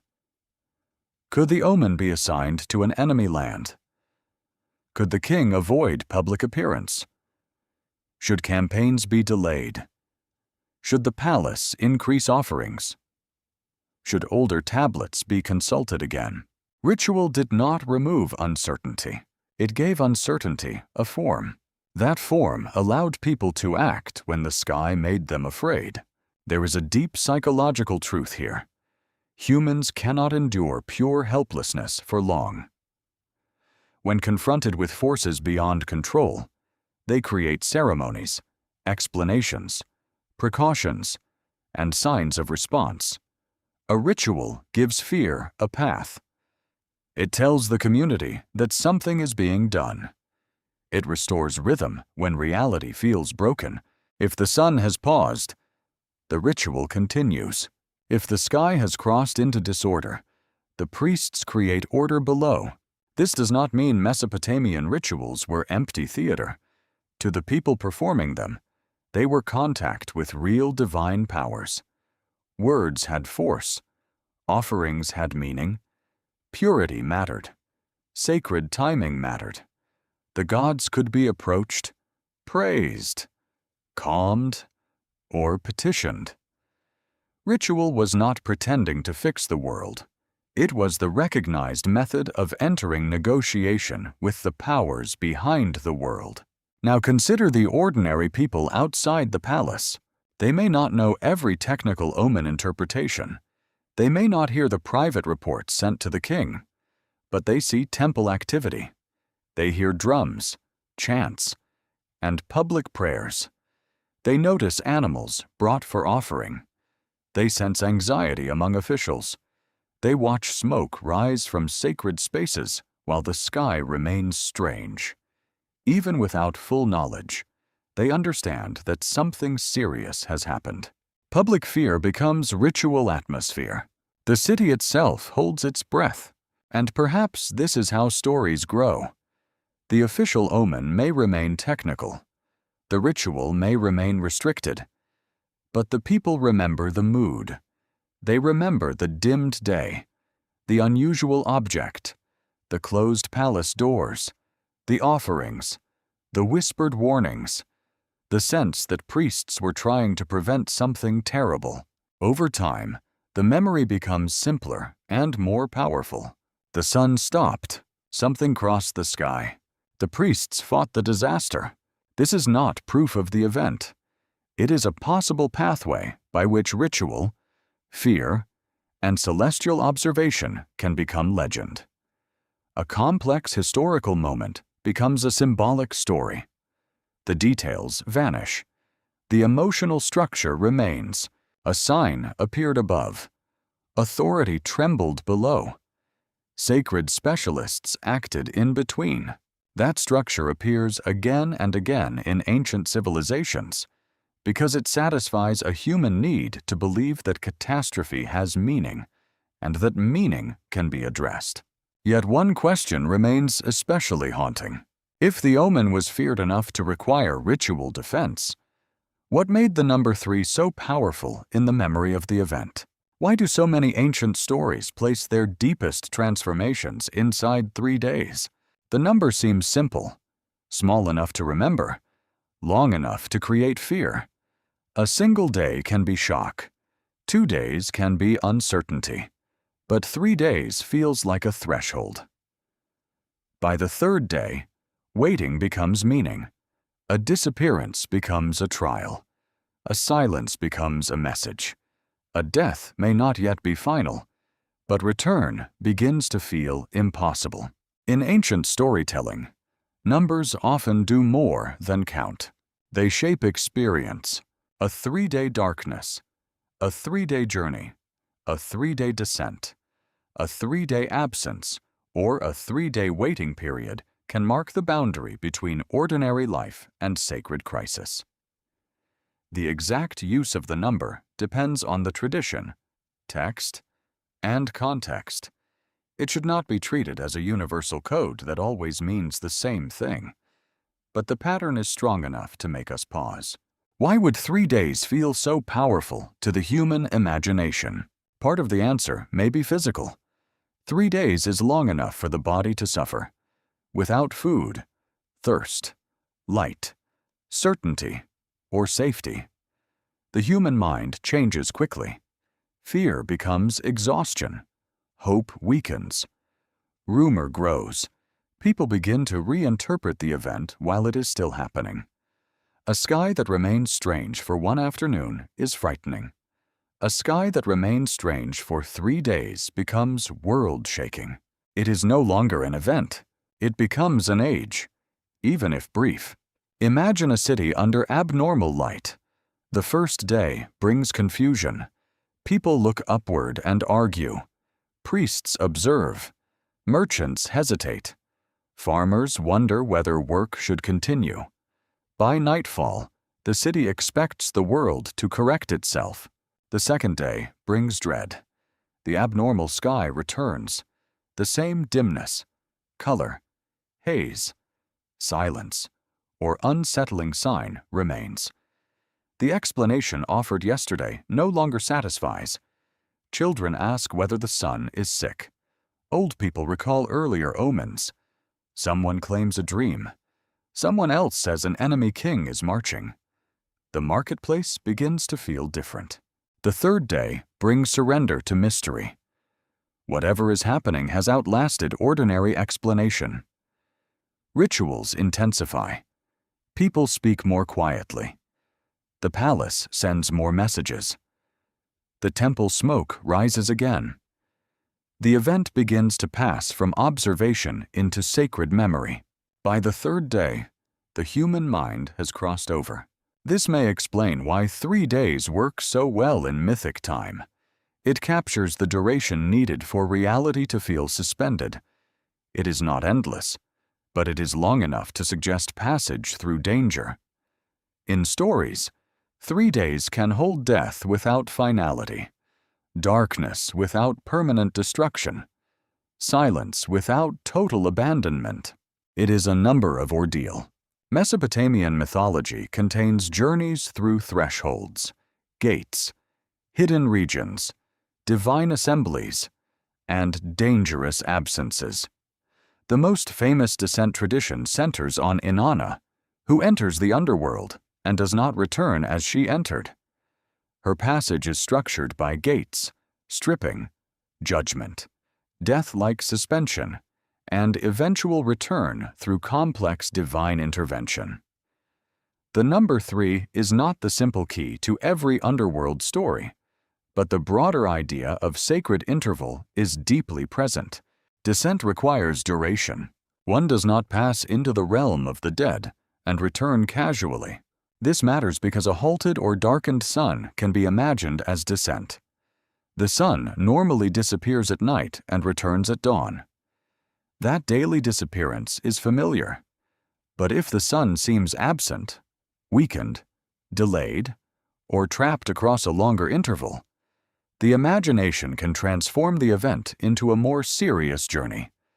The sun has gone somewhere. The sun is detained. The sun has entered battle. The sun is hidden behind a gate. The sun waits among powers beyond human reach. 3 days gives that cosmic journey shape. It creates a beginning, middle, and return. The first day is the wound. The second day is the silence. The third day is the question of restoration. This pattern is not limited to Mesopotamia. Many cultures use repeated days or sacred numbers to mark transformation, purification, danger, or renewal. But responsible comparison must be careful. Similar numbers do not prove a single source.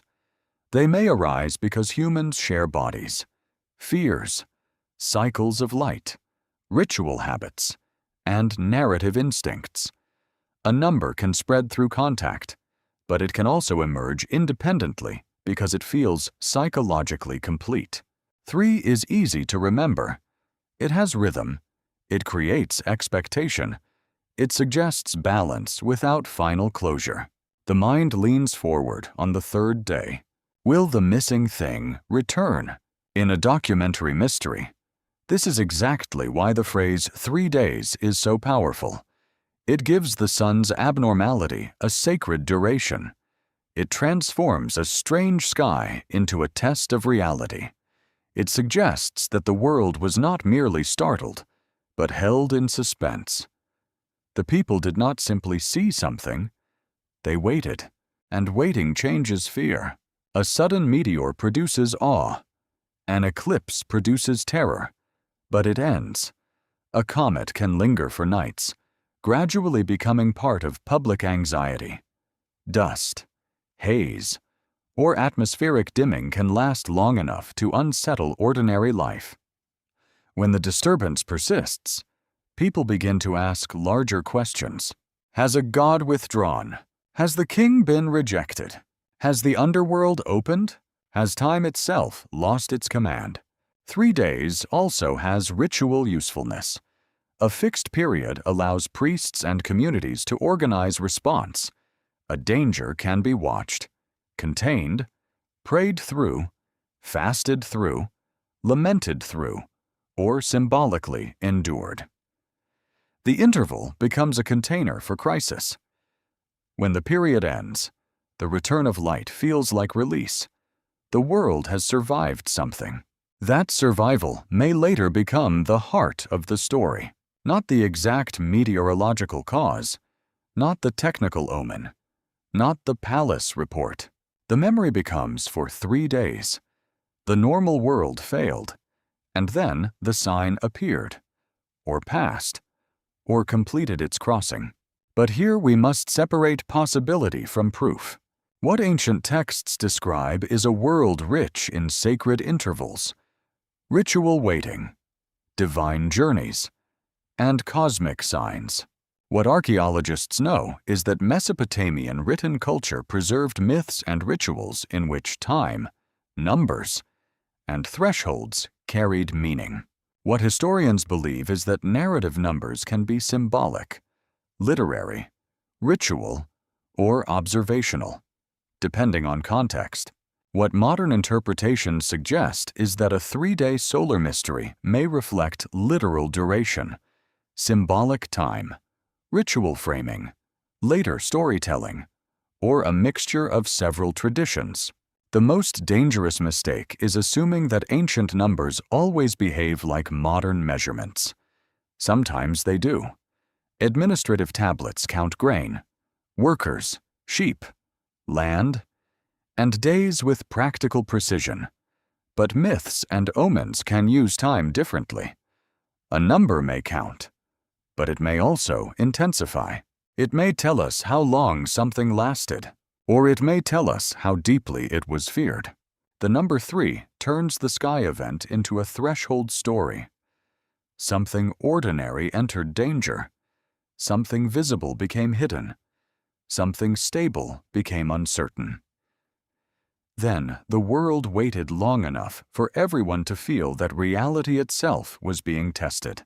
And when the sun finally returned to ordinary behavior, the relief would not erase the terror. It would preserve it. People remember the moment when the world almost did not come back. Yet a mystery remains inside this threshold. If 3 days marks disappearance and return, why does a later tradition from another land describe the sun itself obeying a human command during battle? Can a story from a later Hebrew battlefield help us understand an older Mesopotamian fear of altered sunlight? The famous account is found in the book of Joshua. In the story, Israel is at war, enemies are fleeing, and Joshua speaks words that seem to command the heavens. The sun is told to stand still, and the moon is told to stop. The battle continues under extraordinary light until victory is complete. It is one of the most dramatic celestial passages in the ancient world, but it must be approached carefully. The Hebrew account is not a Sumerian tablet. It belongs to a different language, religious setting, historical tradition, and theological purpose. It should not be treated as direct proof that Sumerians recorded the same event. Still, the comparison is important because it shows how ancient people could use the image of a halted sun to express divine intervention, cosmic obedience, and the suspension of ordinary time. The question is not whether the texts are identical. The question is why the image is so powerful. In the Joshua tradition, the sun does not stop because nature fails randomly. It stops because divine power is present in war. The heavens themselves become involved in human conflict. Light is extended so that a victory can be completed. Time bends around a sacred purpose. The sky is not neutral. It responds to command, prayer, or divine will. This is very different from Mesopotamian omen logic, where unusual celestial events often warn of danger before disaster unfolds. Yet both worlds share one deep assumption: the sky can reveal the involvement of divine power in human affairs. That shared assumption matters. In modern thinking, war belongs to politics, strategy, geography, weapons, and supply lines. In ancient thought, war also belonged to gods. Victory could prove divine favor. Defeat could reveal divine anger. A storm might be interpreted as assistance. A plague might be punishment. A darkened sun might be warning. A prolonged day might be miracle. The heavens could become part of the battlefield. Imagine warriors beneath a sky that feels unnatural. Dust rises from chariots. Stones strike shields. Men shout names of gods and kings. The sun hangs low, or seems slow, or burns through haze with strange intensity. The battle stretches. Fear and exhaustion distort time. Later, the survivors tell what happened, not with the language of clocks, but with the language of divine force. The day itself waited. This is how sacred history often speaks. It does not merely list events. It reveals meaning through cosmic imagery. The natural world becomes a witness to divine purpose. The sun, moon, stars, storms, rivers, and mountains are not background. They participate. Could a memory of unusual light become a story of divine victory? Possibly. But possibility is not proof. Some scholars have explored natural explanations for ancient accounts of altered daylight, including eclipses, atmospheric effects, or poetic descriptions. Others treat the language primarily as theological or literary. The debate reminds us that ancient texts can operate on more than one level. A passage may preserve memory, poetry, ritual language, and belief at the same time. This complexity is essential. A text can be meaningful without being a modern scientific report. The Joshua account also introduces a different kind of stillness. In Mesopotamian fear, a halted or darkened sun might signal danger to the king, city, or cosmic order. In the Hebrew battlefield story, the halted sun serves victory. The abnormal sky becomes not a threat, but a sign that divine power favors one side. The same image can reverse its meaning. That is one of the great secrets of ancient symbols. A dark sun can mean doom in one context and divine mystery in another. A comet can be a royal warning in one tradition and a sacred sign in another. A halted sun can be terror when order collapses, or triumph when heaven joins a battle. Symbols are never isolated from the stories that carry them. This is why connecting traditions requires restraint. Ancient Near Eastern cultures interacted, borrowed, argued, traded, conquered, translated, and remembered. Ideas crossed borders along with merchants, captives, scribes, priests, and soldiers. Babylonian influence touched many later traditions. Hebrew texts developed within a world aware of Mesopotamian power, exile, empire, and literary forms. Comparisons are valuable, but they must not flatten differences. A similarity is a doorway, not a conclusion. The phrase sun stood still can evoke a literal miracle, a poetic image, an astronomical event, a battle hymn, or a theological claim, depending on who is speaking and why. The Mesopotamian world of omens and the Hebrew world of covenantal history do not interpret the sky in the same way, even when both see heaven as meaningful. What ancient texts describe, across different traditions, is a universe where celestial behavior can reveal divine involvement.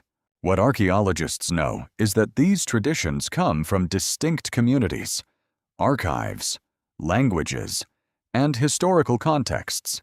What historians believe is that ancient Near Eastern cultures shared symbolic patterns while also reshaping them for their own religious purposes.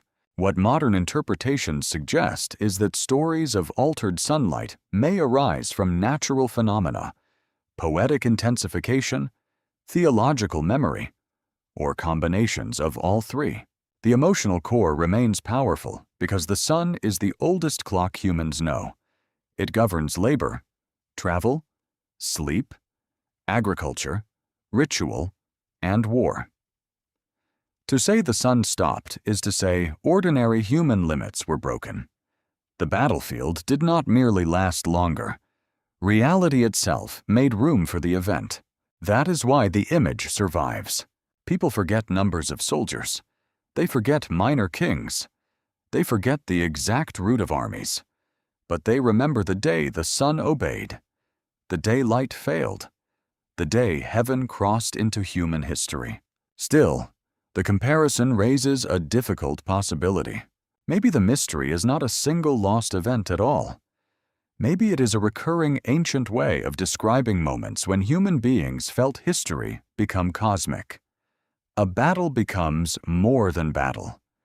A king's fear becomes more than politics. A strange sky becomes more than weather. A ritual becomes more than ceremony. The sun stands still whenever people believe time has entered the presence of the divine. But the sky in Mesopotamia contained one wandering light more mysterious than all the rest. It appeared as morning brilliance, vanished into sunlight, returned as evening beauty, and belonged to a goddess whose myths were filled with love, violence, descent, power, and return. Could the object that crossed the sky have been the star of Inanna? What if the object that crossed the sky was not an enemy of the sun, but the sign of a goddess? Among the visible lights of the ancient world, few were as captivating as Venus. It can blaze with startling brightness near dawn or after sunset. It appears close to the sun from Earth's viewpoint, vanishes into solar glare, and returns in a different role. To people who watch the heavens without telescopes, Venus was not simply a planet. It was a wandering brilliance with a rhythm of disappearance and return. In Mesopotamian tradition, this light became deeply associated with Inanna, known later in Akkadian as Ishtar. Inanna is one of the most complex divine figures in ancient Sumerian literature. She is linked with love, desire, war, kingship, power, beauty, terror, and celestial presence. She is not gentle in any simple sense. She can be seductive, ambitious, radiant, violent, and dangerous. She crosses boundaries that other beings fear. She enters realms where she should not go. She demands authority. She descends into darkness and returns through divine intervention. No single image contains her. That makes Venus a fitting heavenly sign. Venus is beautiful, but unsettling. It appears where the sky is changing, near the edge of night and day. It shines before sunrise like a herald of light, or after sunset like a jewel refusing darkness. It is both morning and evening presence. It seems to belong to thresholds. Thresholds are dangerous places in ancient imagination. The city gate, the temple doorway, the riverbank, the horizon, the entrance to the underworld, the moment between night and dawn, the moment between life and death. These are places where ordinary categories weaken. Inanna's myths often move through such zones. She is not confined to one realm. She moves, demands, confronts, descends, returns, and transforms. So if a brilliant object appeared near the sun or moved across the sky in an unexpected way, a Mesopotamian observer might not think first of a lifeless planet. He might think of divine presence. Could the crossing light have been Inanna's star? This possibility must be handled with care. Venus does not literally streak across the sky in a few moments like a meteor. Its motion is gradual over days and weeks.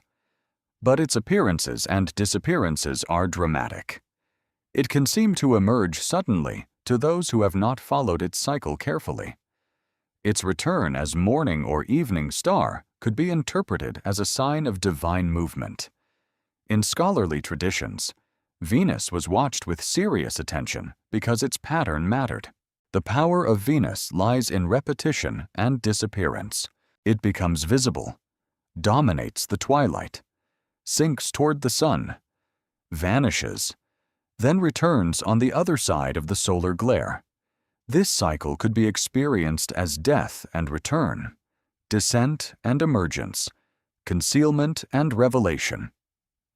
For a culture that saw celestial bodies as divine signs, Venus did not merely shine, it performed a sacred drama. Inanna's descent to the underworld gives that drama mythic depth. In the Sumerian story, Inanna leaves the great above and enters the great below. She passes through gates, and at each gate something is taken from her: her crown, beads, garments. Symbols of power are removed until she stands stripped before the queen of the underworld. She is judged. She is struck down. Her body hangs lifeless. Her return requires intervention from other divine powers. This is not astronomy in a simple one-to-one sense, but the emotional pattern echoes celestial disappearance and return.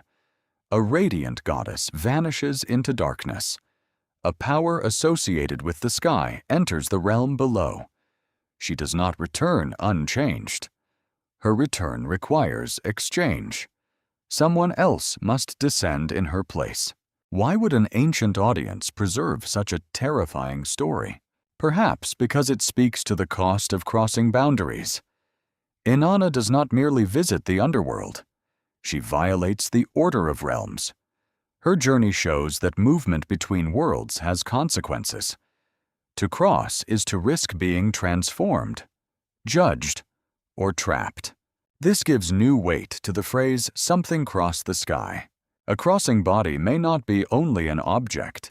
It may be a divine act of passage. Inanna's star crossing through visibility, invisibility, morning, evening, light, and darkness could be read as a celestial performance of power. The sky becomes not a flat surface, but a set of thresholds. The goddess moves through them. Now imagine an ancient observer seeing Venus in an unusually brilliant phase near a period of strange sunlight. The sun is dimmed by haze, dust, or atmospheric disturbance. The horizon glows strangely. Venus appears with exceptional clarity at dawn or dusk. To trained watchers, this could be a sign worth recording. To ordinary people, it could feel like a goddess had appeared during a wounded sky. The event would not need to violate physics to become unforgettable. It would need to violate expectation. Mesopotamian traditions also connect Inanna and Ishtar with war. This is crucial. A bright appearance of her star could carry more than beauty. It could suggest conflict, desire, conquest, royal destiny, or upheaval. She is not only the goddess of love, she is also fierce, armed, and politically charged. Her favor could empower kings. Her anger could destroy. If her sign crossed the heavens near a royal crisis, it might not be seen as decoration. It might be a warning that power was moving. What ancient texts describe is a goddess whose identity includes both celestial brilliance and dangerous boundary crossing. What archaeologists know is that Inanna and Ishtar were worshipped across long periods and many Mesopotamian cities, with rich textual and iconographic traditions. What historians believe is that Venus played an important role in the symbolic and scholarly understanding of this goddess. What modern interpretations suggest is that myths of disappearance and return may resonate with observed celestial cycles, though they cannot be reduced only to astronomy. The beauty of this mystery is that Venus does not solve everything. It complicates it. A meteor explains sudden crossing but not sacred recurrence. An eclipse explains the sun being covered, but not the goddess of love and war. Dust explains dim light, but not the emotional force of a wandering star.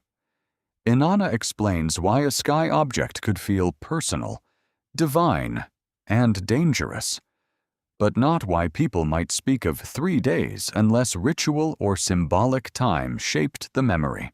The ancient sky allowed all these meanings to overlap. A physical light could be a divine sign. A divine sign could become political fear. Political fear could require ritual response. Ritual response could become story.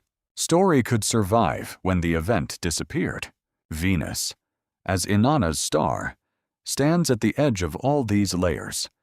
It shines near dawn and dusk, when the sun is either approaching or departing. It belongs to the moments when the world changes color. It is neither fully day nor fully night. It appears when human beings are most likely to feel the boundary between realms. Perhaps that is why it mattered. A crossing sign near the sun would not simply ask, "What is that object?" It would ask, "Which power is moving between worlds?" And if Inanna's light could vanish, descend, and return, then the heavens were not only warning humanity, they were reenacting the oldest drama of all, the journey into darkness and the terrifying price of coming back. What if the key to the crossing light was not a myth, but a list of observations copied by ancient scholars who were trying to preserve the rhythm of Venus? Among the most intriguing astronomical traditions from Mesopotamia is the record often associated with the reign of Amisaduqa, a king of Babylon. These observations concern Venus, its appearances, disappearances, and intervals of invisibility. They are not Sumerian in the earliest sense.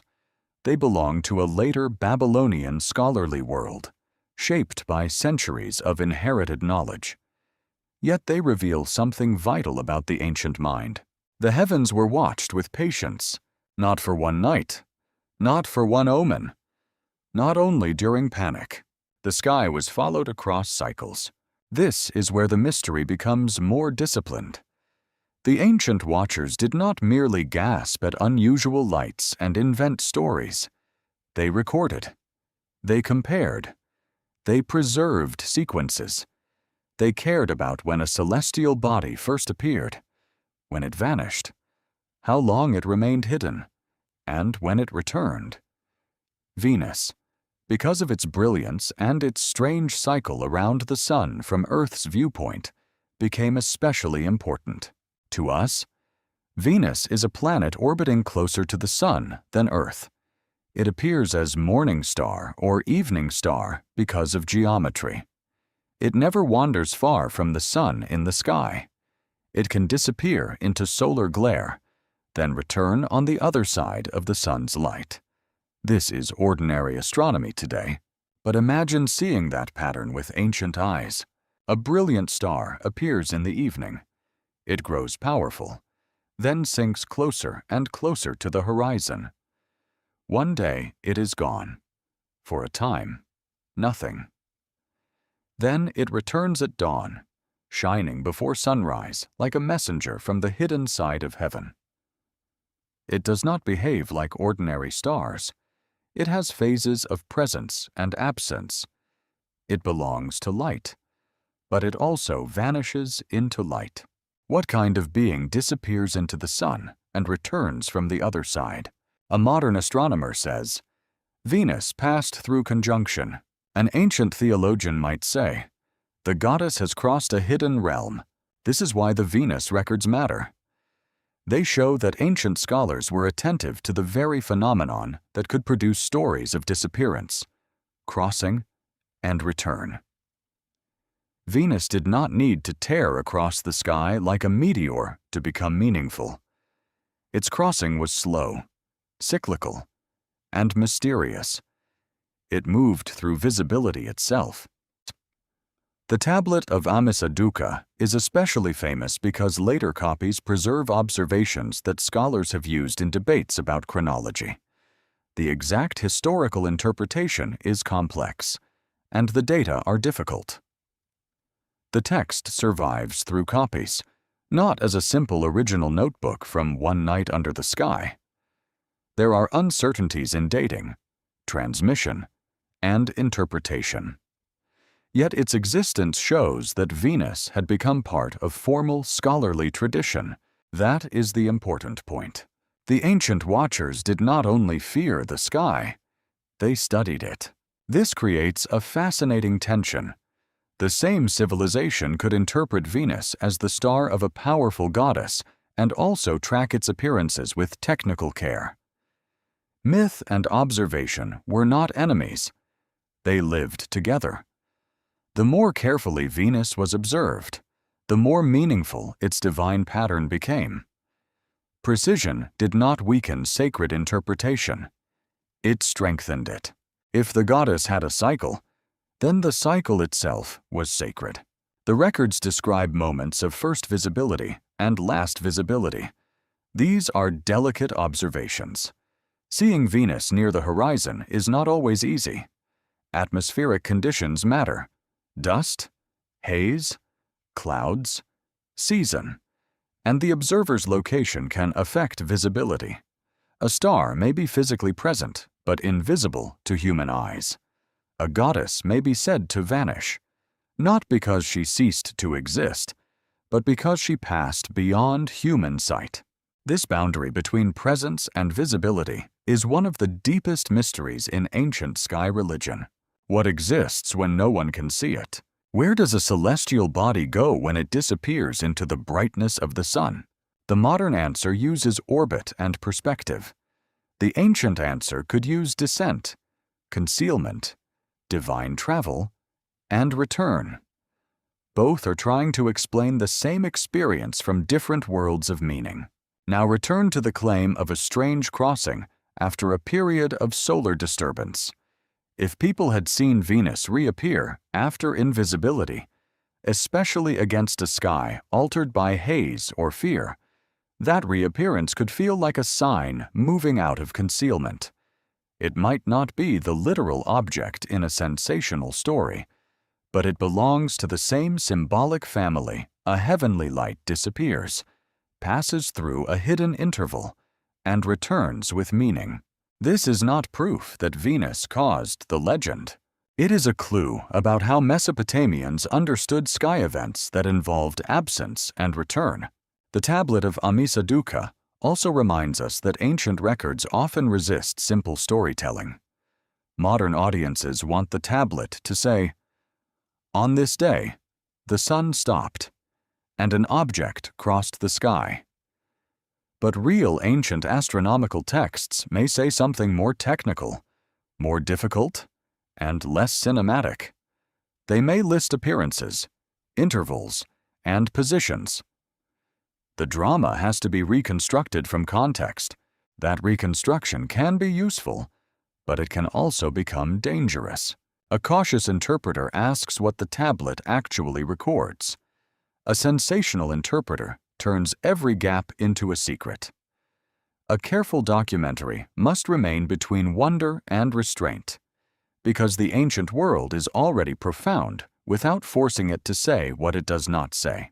What ancient texts describe is a tradition in which Venus had repeated appearances and disappearances that mattered to scholars and worshippers. What archaeologists know is that Babylonian scribal culture preserved astronomical and omen material across generations.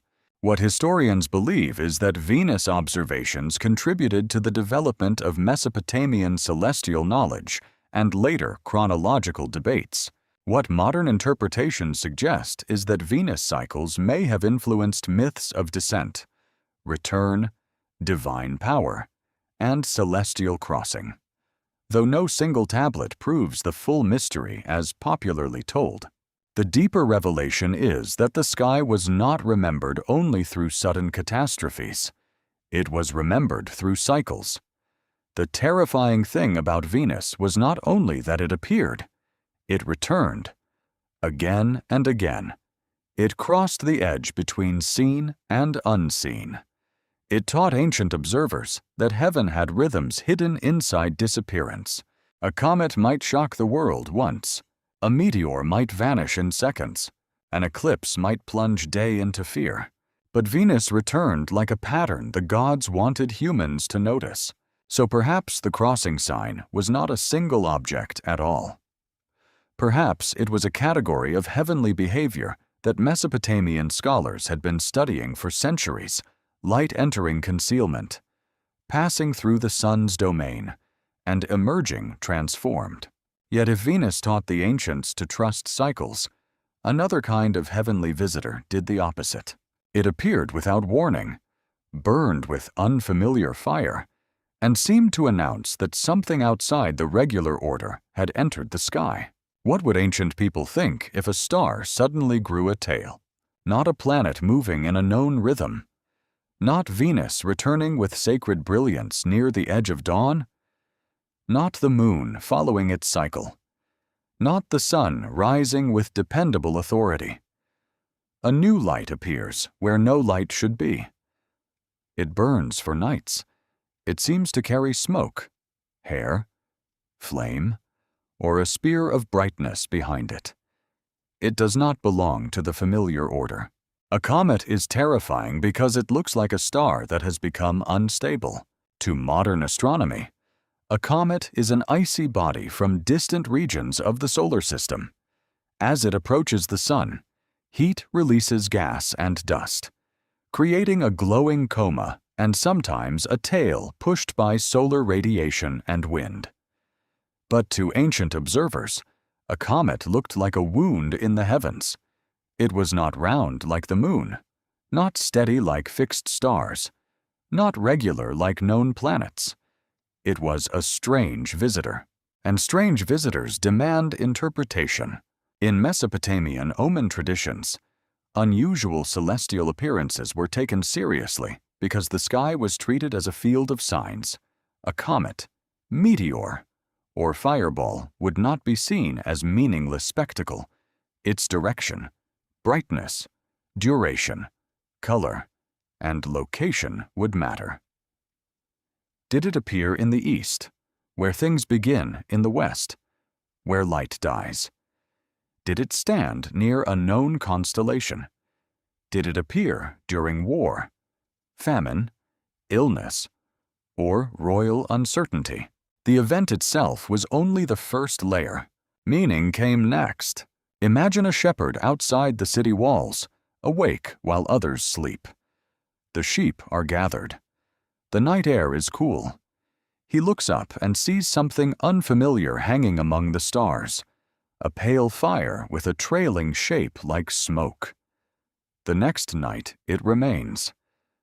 By the third night, others have seen it. Travelers speak of it.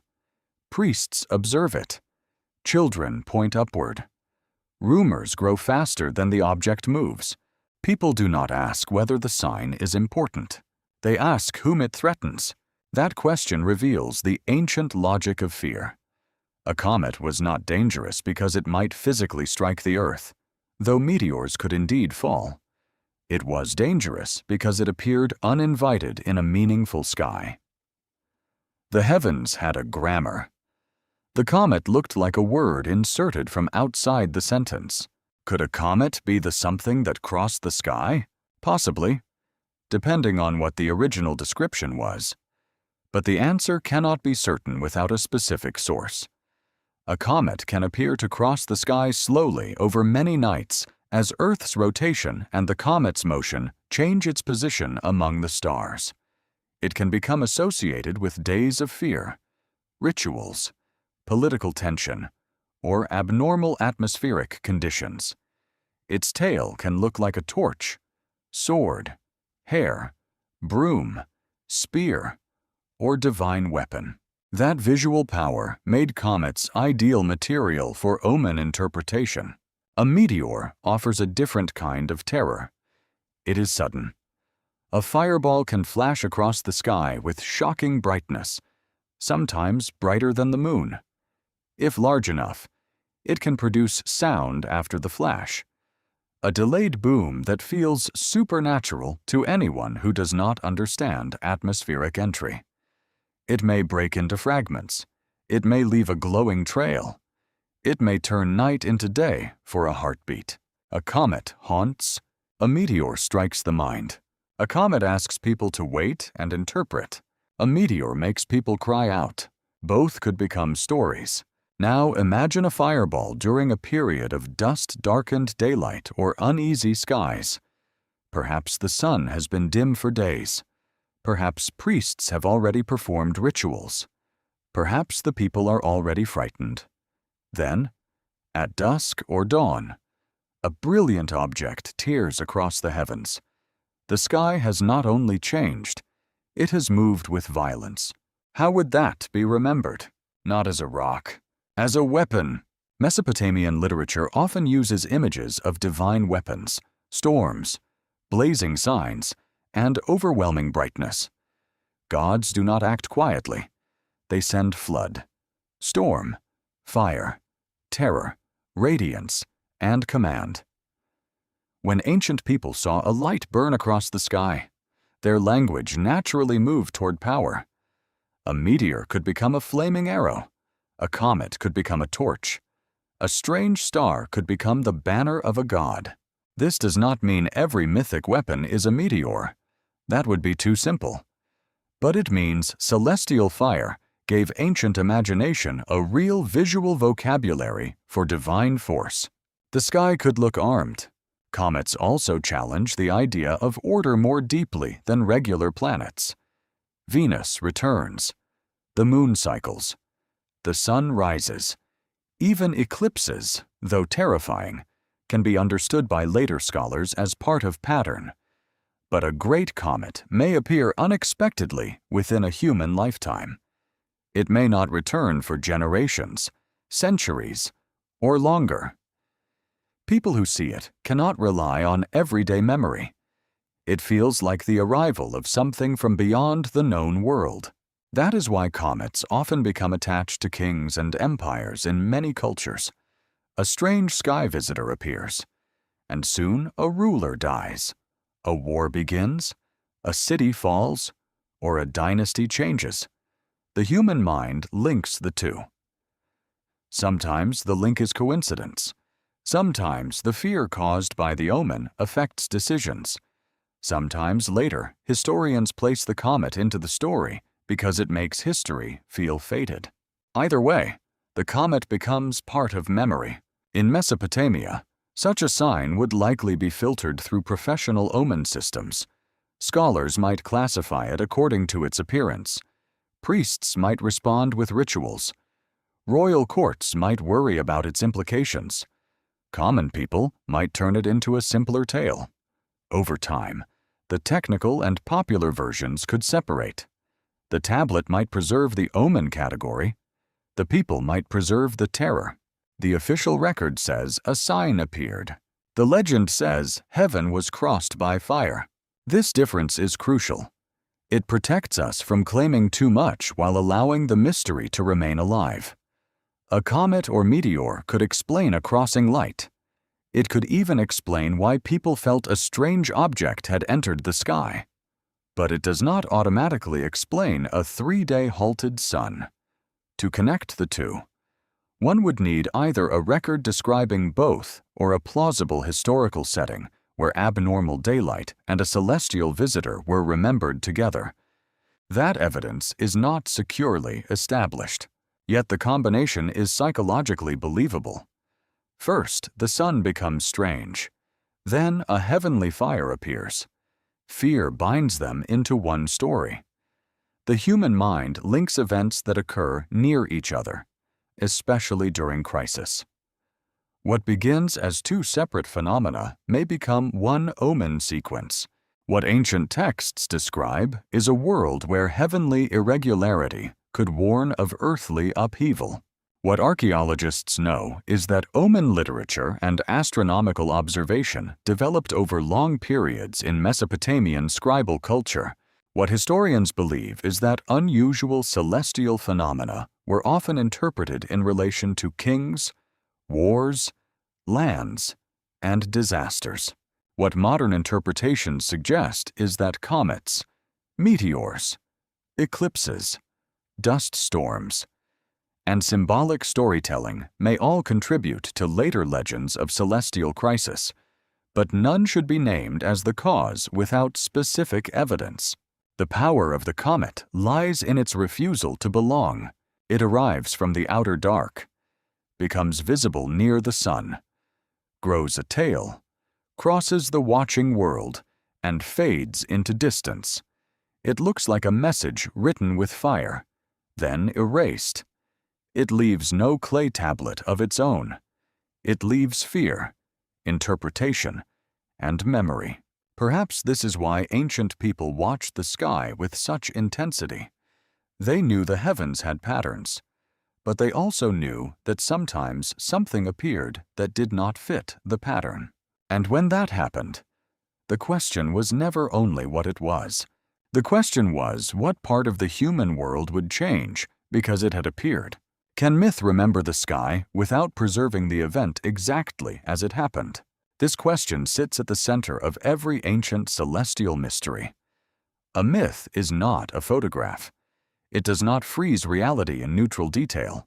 It transforms experience into meaning.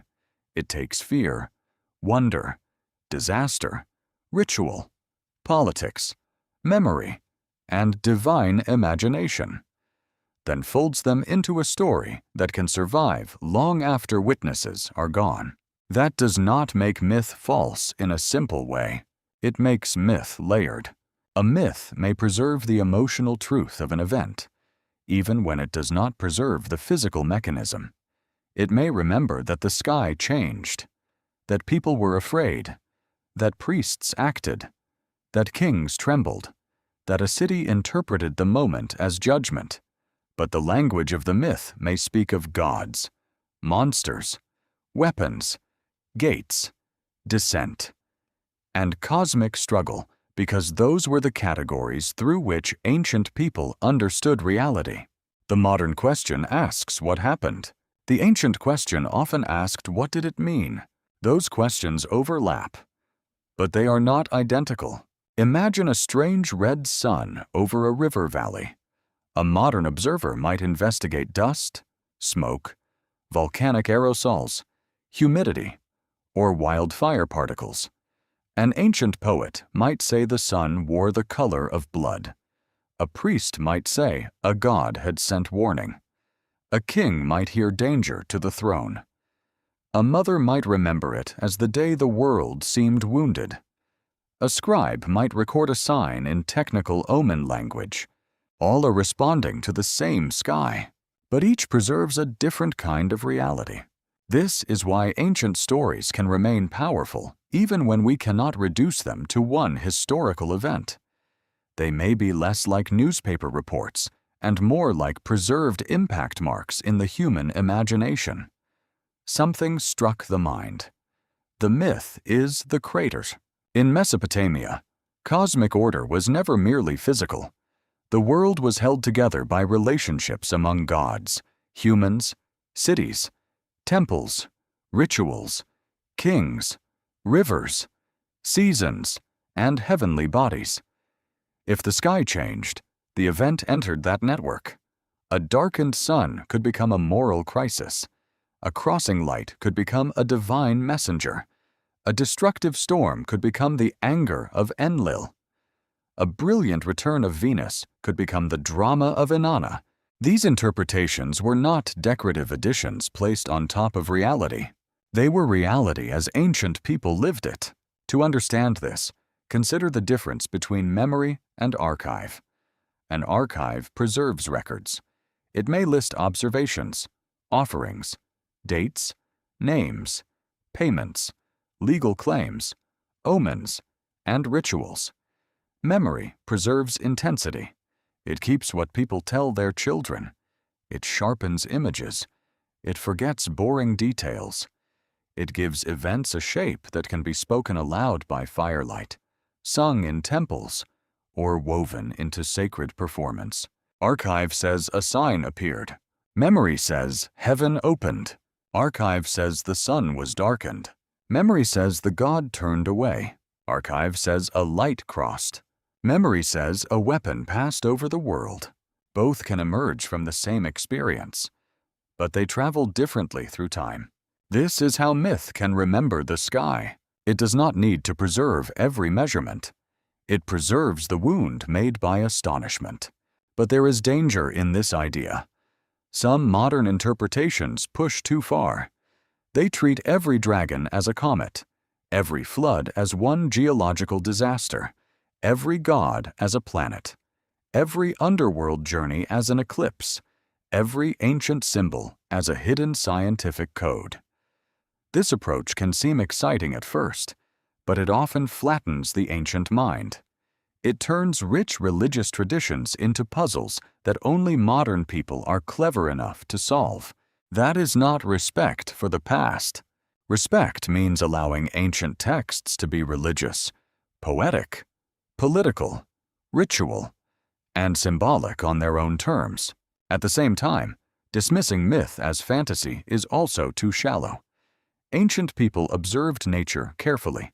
They endured floods, droughts, epidemics, eclipses, storms, meteors, and strange atmospheric events. Some myths almost certainly carry traces of lived experience. The challenge is knowing where memory ends and interpretation begins. That boundary is rarely clean. A myth about a storm god may draw from real storms, but it is not only a weather report. A myth about a goddess descending may resonate with celestial disappearance, but it is not only a planet chart. A story of a darkened sun may reflect an eclipse, haze, ritual time, moral crisis, or theological symbolism, but not necessarily only one of them. Ancient meaning is often braided. Pull one strand too hard, and the whole pattern breaks. In the mystery of the halted sun and crossing sky, this braided quality is essential. There may be no single tablet giving the clean account modern audiences expect. Instead, there may be a network of ancient concerns, fear of celestial disorder, sun gods as judges, Venus as divine brilliance, comets as omens, eclipses as threats to kings, rituals against disaster, sacred intervals of waiting, and stories that transform abnormal light into cosmic drama. The modern phrase may be simplified. The older mental world behind it is not simple at all. What ancient texts describe is a cosmos filled with divine action, warning, journey, conflict, and restoration. What archaeologists know is that Mesopotamian written culture preserved myths and technical records side by side. What historians believe is that celestial phenomena could influence ritual, politics, and storytelling. What modern interpretations suggest is that myth may preserve memories of natural events, but only through layers of symbolism, theology, and cultural meaning. This is where the mystery becomes more profound than a single event. If a comet appeared, it eventually faded. If an eclipse occurred, it passed in minutes. If dust hid the sun, the air cleared. But the story remained because the event had touched something deeper than vision. It touched the fear that order can fail. Human beings build worlds on repetition. Dawn comes. Rivers flow. Seasons return. Stars hold their places. Children are born. The dead are buried. Kings rule. Temples stand. When one of these rhythms breaks, even briefly, the mind searches for meaning. Myth gives that break a shape. It says the gods fought. It says a messenger crossed. It says the sun waited. It says the world entered danger and came back, changed. Perhaps myth survives because facts alone cannot hold terror. A measurement can tell us how long darkness lasted. It cannot tell us how it felt to believe the judge of heaven had vanished. A chart can show the path of Venus. It cannot fully explain why a goddess of love and war would descend into death. A record can note an omen. It cannot contain the silence of a city watching the horizon. Myth remembers that silence, but if myth can preserve the emotional trace of the sky, then another Mesopotamian story becomes impossible to ignore. It is not about a halted sun, but about a world drowned by divine decision. A catastrophe where cosmic order broke so completely that humanity nearly disappeared. What happens when the sky does not merely send a warning, but the whole world is judged? What if the story of the strange sun belongs to a larger ancient fear, not that the sky might change, but that the entire world might be reset?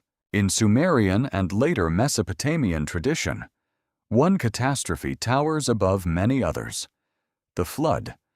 Not an ordinary river flood, not a seasonal rising that fills canals and fields. The mythic flood is something greater, a cosmic disaster sent by divine decision, remembered in Sumerian, Akkadian, Babylonian, and later related traditions. It is a story of destruction, survival, silence, and a fragile beginning after the waters withdraw. This matters because the flood reveals how Mesopotamians imagined the collapse of order. The world of southern Mesopotamia depended on water. Rivers made civilization possible. They carried life into a dry land. They fed fields, moved trade, filled canals, and connected cities. But water was also dangerous. Too little brought famine. Too much brought ruin. The same force that sustained life could erase it. So when Mesopotamian myth speaks of a great flood, it is not choosing a random disaster. It is turning the central power of the land into an instrument of divine judgment. In the Sumerian flood tradition, the figure often called Ziusudra survives the catastrophe. In later Akkadian and Babylonian traditions, related figures appear under different names, including Atrahasis and Utnapishtim. The details vary across texts, and that variation matters. Ancient traditions were not one frozen story.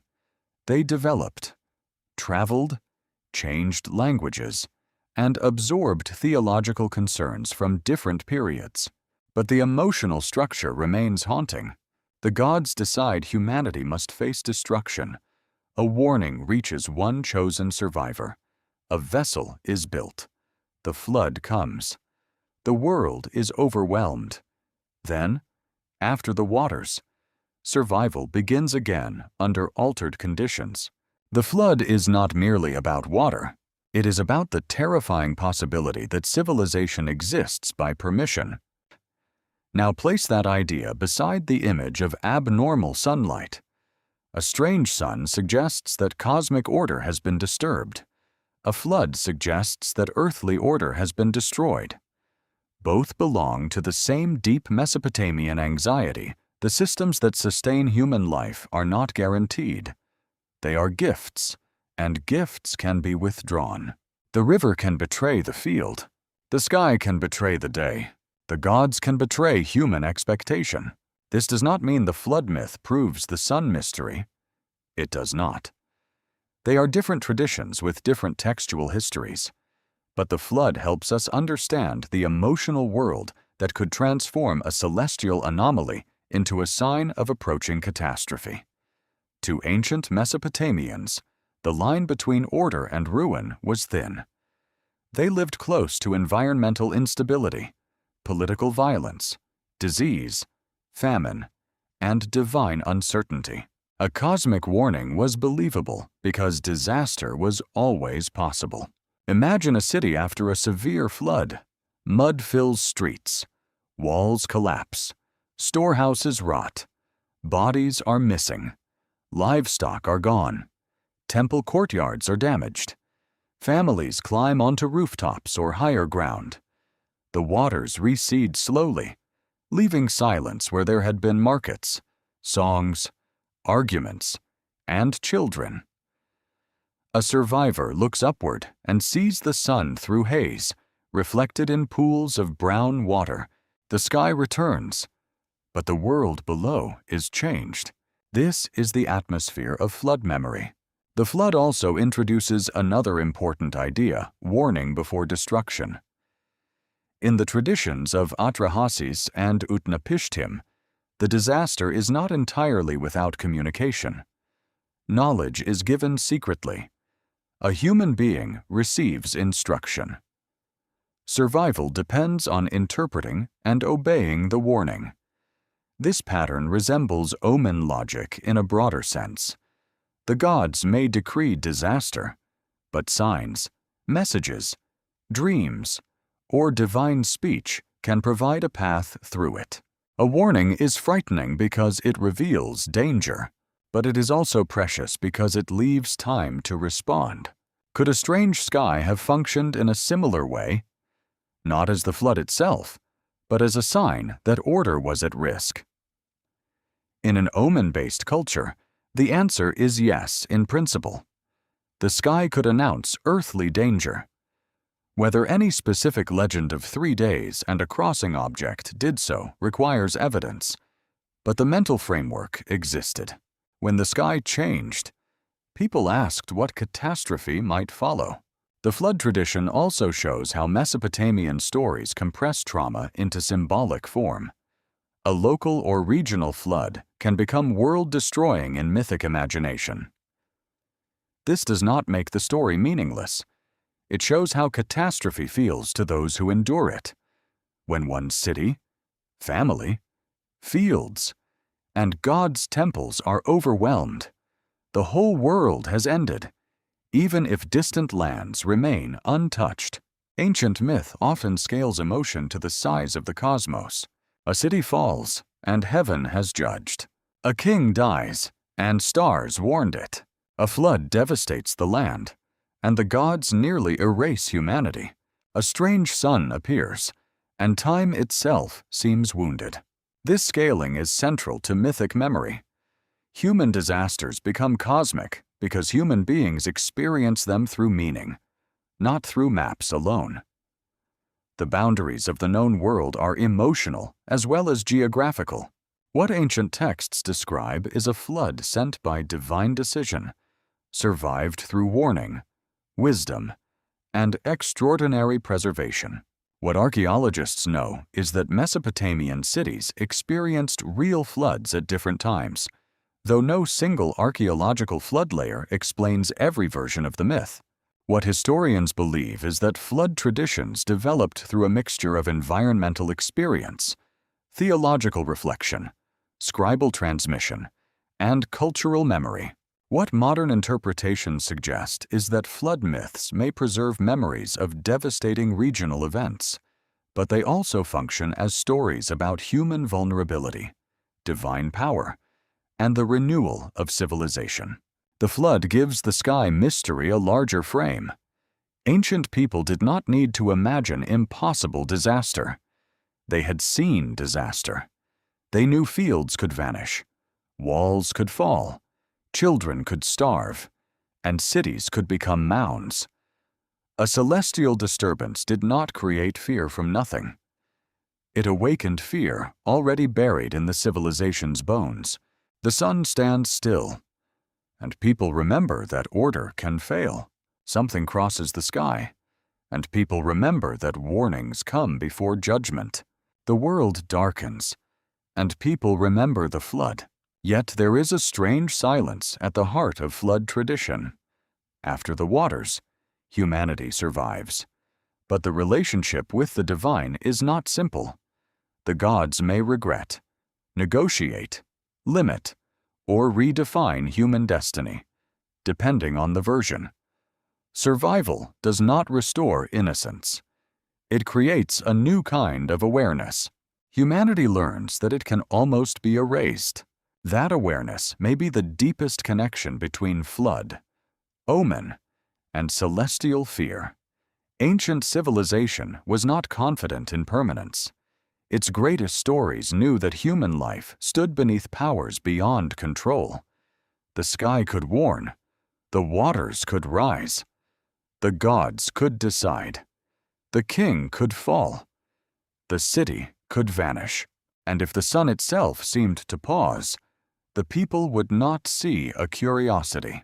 They would see the first crack in the wall between the living world and the forces that once drowned it. But if cosmic order could fail above and floodwaters could erase the earth below. Then another fear waited in the shadows. What happens to those who do not survive the catastrophe? Where does a person go when the light of the sun no longer reaches them? What kind of world exists where the sun does not shine? For ancient Mesopotamians, death did not usually lead to a paradise of radiant fields or a final liberation into light. The afterlife was often imagined as a shadowed realm beneath the earth, a place of dust, silence, dimness, hunger, memory, and diminished existence. It was not always described in one consistent way, and different texts preserve different images. But one atmosphere appears again and again. The dead enter a world where life has lost its brightness. This makes the fear of a darkened or halted sun even more intense. Darkness was not only the absence of sight, it was the atmosphere of separation. To lose the sun was to move closer, symbolically, to the condition of the dead. A world without sunlight was not merely inconvenient. It felt like the living world had begun to resemble the underworld. Imagine the city at dusk. Doors close. Smoke rises from cooking fires. The last light touches the tops of temple walls. People know the sun will return in the morning. That confidence allows night to be endured. But if daylight itself becomes strange, if the sun appears weak, delayed, hidden, or wounded, the boundary between day and night becomes uncertain. And when that boundary weakens, fear enters. In Mesopotamian thought, the underworld was not a place people entered lightly. It had rulers, gates, laws, and terrifying permanence. The descent of Inanna shows a divine being entering that realm and being stripped of power at each gate. In other traditions, the dead exist in a reduced state, dependent in part on the living for offerings, remembrance, and proper burial. The grave was not just disposal of the body.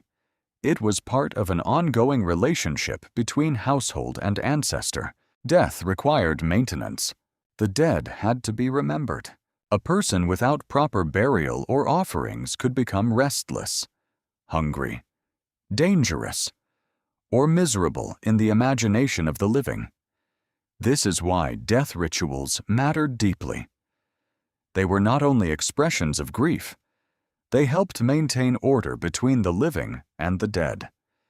The household, the grave, the ancestors, the offerings, the names, all formed part of a fragile bridge across the boundary of mortality. So what happens when the sun, the great witness of the living world, seems to abandon its place? The question is not only cosmic, it is intimate. Every family knew death. Every house carried memory. Every city had tombs, ghosts, ancestors, and stories of those who passed beyond ordinary sight. A strange darkness could awaken not only fear of famine or royal collapse, but fear of the dead drawing near.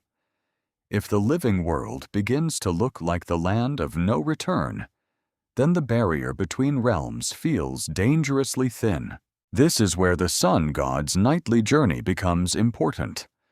Utu, or Shamash, does not simply vanish at sunset in Mesopotamian imagination. His disappearance raises the possibility of travel through hidden regions. As judge and illuminator, he has a relationship with places beyond human sight. His daily return assures the world that darkness has not conquered him. Every dawn is a victory over the underworld's atmosphere. But if dawn fails to restore confidence, if light remains strange for days, the normal promise is broken. People may wonder whether the sun has been detained among the dead, whether the gates have closed, whether divine order has been interrupted. The mythic imagination does not ask whether particles in the air have scattered light. It asks which realm has gained power. Has the underworld touched the sky? This may sound distant from the phrase "something crossed the sky," but the connection is powerful. In ancient myth, crossing often means movement between realms. To cross a gate is to enter another order. To cross a river is to leave one condition behind. To cross the horizon is to pass between seen and unseen. A celestial crossing during abnormal sunlight could therefore be interpreted as a movement between worlds, not just a path across air. Something has passed where only gods travel. Something has moved along the boundary between life and death. In underworld stories, gates are especially significant. Gates control passage. They decide who enters, who leaves, who is stripped, who is judged, who is trapped. The city gate separates inside from outside. The temple gate separates ordinary space from sacred space. The underworld gate separates the living from the dead. The horizon itself can be imagined as a gate of the sun. A darkened sun might suggest that this gate is blocked. A crossing sign might suggest that something has gone through it. This is why death imagery may cling to celestial anomalies. An eclipse can look like the sun being swallowed. A dust-darkened day can feel like burial under the sky. A comet can resemble a torch carried for the dead. A meteor can appear like a soul, weapon, or divine messenger passing into the unseen. Modern explanations are physical. Ancient meanings were relational. They asked who crossed and from where. The underworld also changes how we understand the number 3.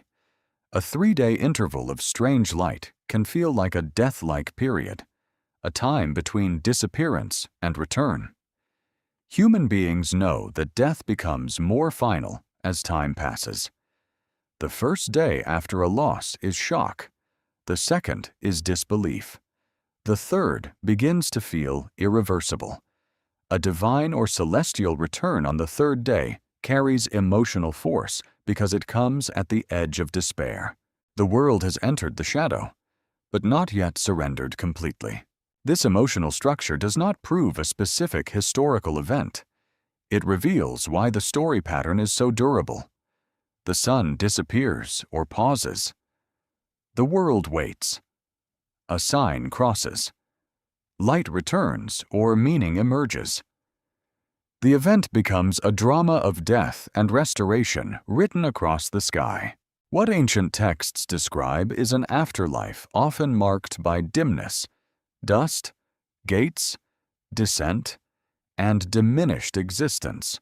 What archaeologists know is that Mesopotamian burial practices, household rituals, and textual traditions show continuing concern for the dead. What historians believe is that proper rites and remembrance helped maintain the relationship between living families and deceased ancestors. What modern interpretations suggest is that celestial darkness could easily become associated with underworld imagery, because the absence of light was already tied to death, distance, and separation. The most haunting part of Mesopotamian afterlife imagination is not fire or punishment in the later sense. It is reduction. The dead are not always tortured by demons in dramatic scenes. They are diminished. They exist without the fullness of daylight, without the ordinary pleasures of human life, without the status they once held unless remembered and ritually sustained. To become dead is to become less visible. That idea makes sunlight precious. Light is not merely illumination. It is participation in the world of the living. It is warmth on skin, witness in court, work in fields, offerings in temples, faces recognized in streets, names spoken under open sky. A world without sun is a world sliding toward forgetfulness. And perhaps that is what ancient people feared most. Not simply that the sun might stop, not simply that an object might cross the sky, but that the living world might briefly become indistinguishable from the realm where memory fades, names weaken, and the dead wait in dust. If the sun is the witness of truth, then darkness is the beginning of forgetting. So when the heavens changed, the question was not only what disaster would strike the king or city, it was whether the boundary protecting the living from the dead had begun to open. And if ancient watchers believed they could read that boundary in the sky, how did their observations slowly become something closer to astronomy? When does watching omens become astronomy? The answer is not a single moment. It is not a clean line where religion ends and science begins. In ancient Mesopotamia, the careful study of the heavens grew inside a sacred worldview. The same sky that carried divine warnings also displayed patterns precise enough to be recorded, compared, and predicted. The watchers did not have to abandon the gods in order to become careful observers. For them, the patterns were part of the divine message. This is one of the most important developments in human history. People looked upward in fear, but fear made them attentive. They wanted to know when danger might return. They wanted to recognize eclipses, planetary movements, lunar behavior, seasonal stars, halos, unusual colors, and strange lights. Over centuries, this attention produced an increasingly sophisticated body of celestial knowledge. It did not begin as modern astronomy, but it helped prepare the path toward it. Imagine a scholar on a roof at night in Babylon. Below him, the city breathes in darkness. Lamps glow in courtyards. The temple towers rise against the stars. He is not holding a telescope. He is not calculating gravity. He is not imagining planets as physical worlds moving through space. Yet he is doing something profound. He is watching carefully. He is comparing tonight with nights long past. He is preserving appearances in memory and writing. The sky becomes an archive. Each night adds a line. This is why Mesopotamian sky study matters. Ancient scholars began to understand that celestial events followed rhythms. The moon could be tracked. Eclipses, once terrifying surprises, could eventually be connected with cycles. Planets wandered, but not randomly. Venus disappeared and returned. Jupiter, Mars, Saturn, and Mercury had recognizable paths. The heavens were filled with signs, but those signs were not chaotic. The gods, if they were speaking, spoke with pattern. That idea changed everything. An unpredictable omen produces panic. A patterned omen produces scholarship. If a darkened moon has happened before, older records can be searched. If Venus vanished for a known interval, its return can be expected. If certain lunar months are dangerous for eclipses, watchers can prepare. Observation turns fear into anticipation. Anticipation turns ritual response into planned action. The sky remains sacred, but it becomes measurable. This does not mean Mesopotamian scholars were scientists in the modern sense. They did not separate natural cause from divine meaning the way modern astronomy does. They did not describe heliocentric orbits. They did not explain eclipses through the same physics used today. Yet their achievement was enormous because they built disciplined habits of observation across generations. A single person can see a comet. A civilization can track the sky. That difference is immense. The strange claim of a halted sun becomes more interesting when placed against this background. If the sun had truly failed in a measurable way for 3 ordinary days, such an event would be unlike the regular patterns Mesopotamian scholars eventually learned to recognize. It would stand outside normal celestial order. That is one reason modern historians treat the literal claim with caution. The physical sun does not stop in the sky for days from Earth's perspective without consequences beyond anything preserved in reliable historical record. But ancient astronomy also teaches us something subtler. A record of abnormal light does not need to mean the sun physically stopped. It may mean observers experienced a disruption in visibility, color, timing, expectation, or symbolic order. The sky can remain mechanically normal while human visibility becomes abnormal. Dust, haze, clouds, smoke, eclipse timing, horizon effects, and planetary appearances can all transform how the heavens are experienced. Ancient watchers recorded the sky as seen from the earth, and human seeing is shaped by atmosphere. Consider the horizon. Near the horizon, celestial bodies appear distorted by air, dust, moisture, and light scattering. The sun can look flattened, red, enlarged, weakened, or delayed. Venus can vanish into glare or become startlingly bright in clear air. The moon can rise red, stars can shimmer, halos can form. A body near sunrise or sunset can seem to belong to the sun's own domain. For people trained to read meaning in appearance, the visible effect mattered deeply. They did not need the sun to stop physically for the day to feel broken. Mesopotamian astronomy developed from repeated attention to such appearances. The scholars learned that some terrifying signs could be anticipated. That did not necessarily make them less sacred. Prediction could even heighten sacred authority. If the court scholar knew an eclipse was possible, he appeared to possess access to the hidden order of heaven. Knowledge became power because it allowed preparation. Could it be that the same culture that feared celestial omens eventually learned to domesticate part of that fear through calculation? This is one of history's great transformations. The heavens moved from pure divine mystery toward patterned divine order. From pattern came mathematics. From mathematics came prediction. From prediction came a new kind of authority, no longer based only on interpreting surprise, but on expecting it. Still, prediction did not remove wonder. A predicted eclipse can still darken the sun. A calculated Venus cycle can still make the goddess's star appear at dawn. A known comet can still disturb the imagination.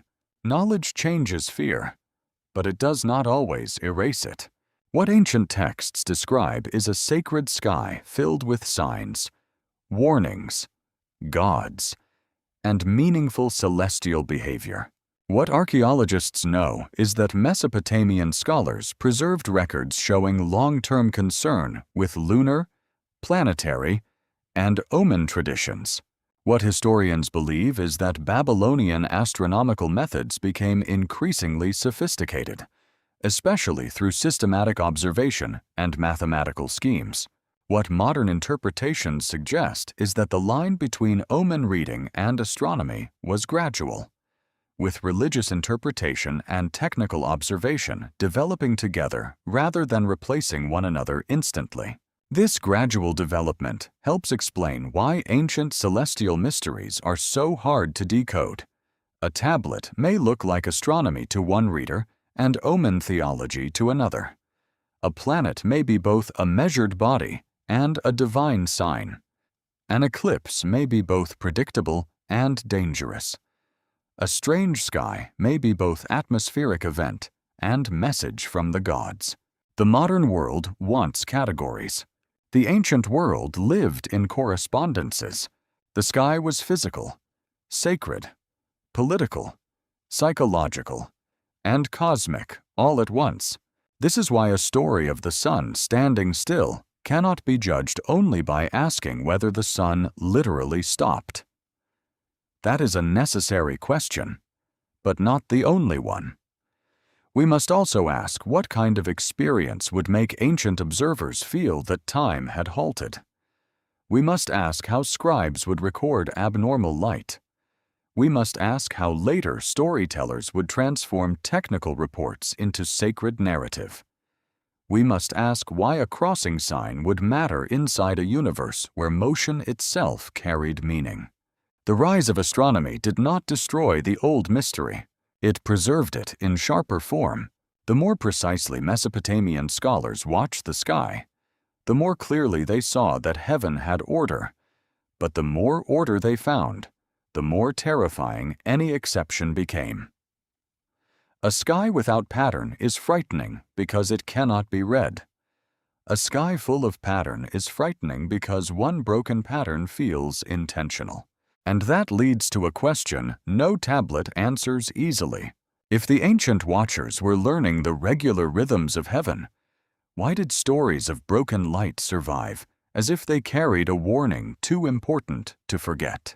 Why do some stories survive even when the evidence behind them becomes uncertain? A clay tablet can break. A temple can fall.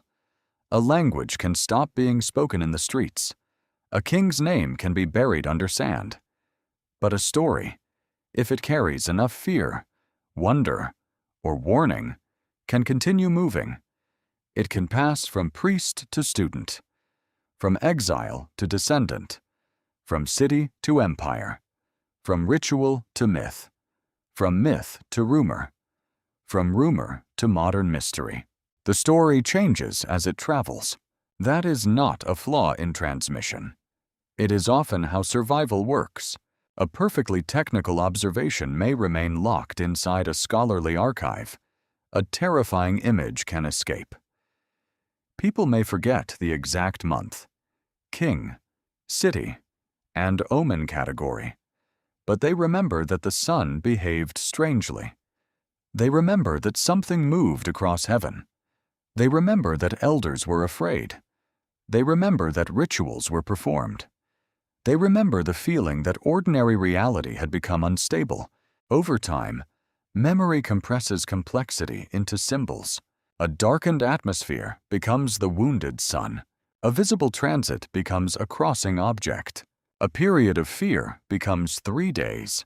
A ritual response becomes a battle against disaster. A political omen becomes a warning for all humanity. This process does not require deception. It requires time. Every generation receives a story and reshapes it around its own anxieties.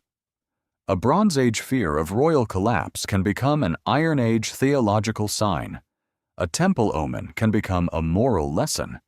A local sky event can become a cosmic drama. A symbolic phrase can later be mistaken for literal reportage. This is how ancient mystery becomes modern legend. But why does this particular pattern remain so gripping? Because it touches one of the oldest human fears, the fear that the sky is not stable. Everything human beings build depends on trust in repeated cycles. Farmers trust seasons. Sailors trust stars. Priests trust calendars. Kings trust festivals. Families trust dawn. Markets trust daylight. Bodies trust sleep and waking. The sun is not merely an object in the sky. It is the foundation of expectation. When the sun fails in story, expectation fails with it. That is why the image of stopped sunlight feels larger than ordinary disaster. A palace fire destroys a building. A plague destroys households. A flood destroys fields. But a halted sun suggests that the system behind all systems has been touched. It does not threaten one city. It threatens the structure by which time itself is known. The phrase feels impossible, and that is exactly why it survives. People remember impossibility. A strange crossing in the sky adds a second layer. It gives the mind a visible sign, almost a culprit. The sun alone stopping is abstract. Something crossing gives direction, movement, presence. It implies that the abnormality has form. Something entered the scene. Something passed through the cosmic road. Something from elsewhere became visible. The mind asks at once, was it a warning, a messenger, a weapon, a god, a shadow, a star, or a visitor? This question is more powerful than a direct answer. If the object were named with certainty, the story might become smaller. A comet, a meteor, Venus, an eclipse, dust, symbolic ritual time. Each possibility explains one piece, but none contains the whole emotional charge. The legend survives because it remains suspended between explanation and wonder. It cannot be dismissed easily, because ancient people truly did watch the sky with intensity. It cannot be accepted literally without caution, because the exact Sumerian record is not securely established. It lives in the space between archive and imagination. That space is uncomfortable, but historically rich. Modern audiences often approach ancient mysteries with two opposite impulses. One impulse wants to debunk everything, reducing myths to misunderstandings and primitive fear. The other wants to believe everything, turning every symbol into hidden technology, every god into an extraterrestrial, every damaged tablet into forbidden knowledge. Both impulses are tempting because they make the past easy. But the ancient world was not easy. It was intellectually complex, emotionally intense, ritually disciplined, and symbolically dense. Mesopotamian scholars could record celestial cycles with care while also believing the gods spoke through them. Priests could perform rituals against disaster while scribes compared older omen texts. Myths could preserve profound reflections on mortality, kingship, fertility, destruction, and cosmic order without being simple reports. To honor that world, one must resist both contempt and fantasy. The real mystery is not that ancient people supposedly knew modern secrets and hid them in clay. The real mystery is that they created a civilization where heaven, politics, morality, ritual, death, and memory were all connected through signs. They did not look up and see empty space. They saw a living order in which humanity was always being watched, judged, warned, and remembered. That worldview gave celestial stories enormous power. A strange sky was never just a strange sky. It was a message addressed to existence. What ancient texts describe is a universe where lights above could speak to events below. What archaeologists know is that thousands of tablets preserve fragments of Mesopotamian religion, administration, astronomy, myth, and omen scholarship. What historians believe is that stories changed through copying, translation, political use, and religious reinterpretation. What modern interpretations suggest is that the halted sun and crossing object may be a later fusion of real ancient motifs rather than a single confirmed Sumerian report. And yet, even as a fusion, the story reveals something important. It shows which images ancient and modern minds both find unforgettable: a stopped sun, a crossing sign, 3 days of uncertainty, a civilization listening to heaven, a world waiting to learn whether order will return. These images endure because they dramatize a universal human condition. We live under forces larger than ourselves. We depend on patterns we did not create. We inherit warnings we do not fully understand. We translate fear into story because story is how terror becomes bearable. Perhaps that is why the legend keeps returning, not because it has been proven as a literal Sumerian report, but because it expresses a question that has never disappeared. What would humanity do if the most reliable thing in the world suddenly became unreliable? The ancient scribes pressed signs into clay because they feared forgetting. Modern people preserve mysteries in a different way, through books, films, debates, archives, and digital echoes. But the impulse is the same. Something happened, or something was imagined so powerfully that it became part of humanity's symbolic memory. Do not let this be forgotten.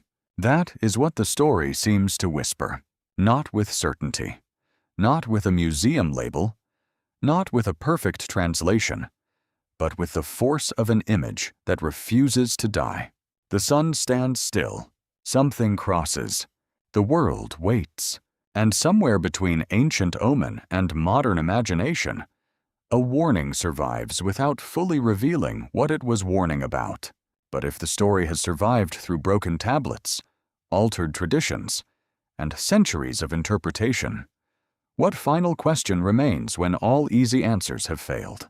What crossed the sky? That is the question the story leaves behind like a mark burned into the edge of memory. Not because the answer is simple, but because every possible answer opens another door. A comet explains the terror of an unfamiliar visitor. A meteor explains the violence of sudden fire. Venus explains the sacred drama of disappearance and return. An eclipse explains the image of something passing before the sun. Dust, haze, smoke, or volcanic atmosphere explains days of weakened light. Ritual time explains why 3 days could become a threshold rather than a measurement. Each possibility carries a piece of the mystery. None of them safely owns the whole. This is where the investigation must end differently from the way legends usually end. A legend wants a final reveal. It wants the hidden tablet, the lost translation, the forbidden archive, the perfect sentence pressed into clay by a witness who saw the impossible. It wants the ancient scribe to confirm what the modern imagination already desires.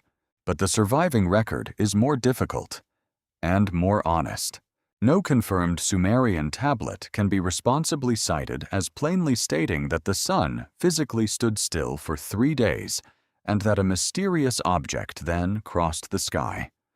That absence does not make the ancient world less fascinating. It makes the real evidence more important. Mesopotamian texts do preserve a civilization deeply concerned with celestial signs, divine warning, royal danger, ritual protection, solar justice, Venus cycles, ominous lights, eclipses, and the terrifying fragility of cosmic order.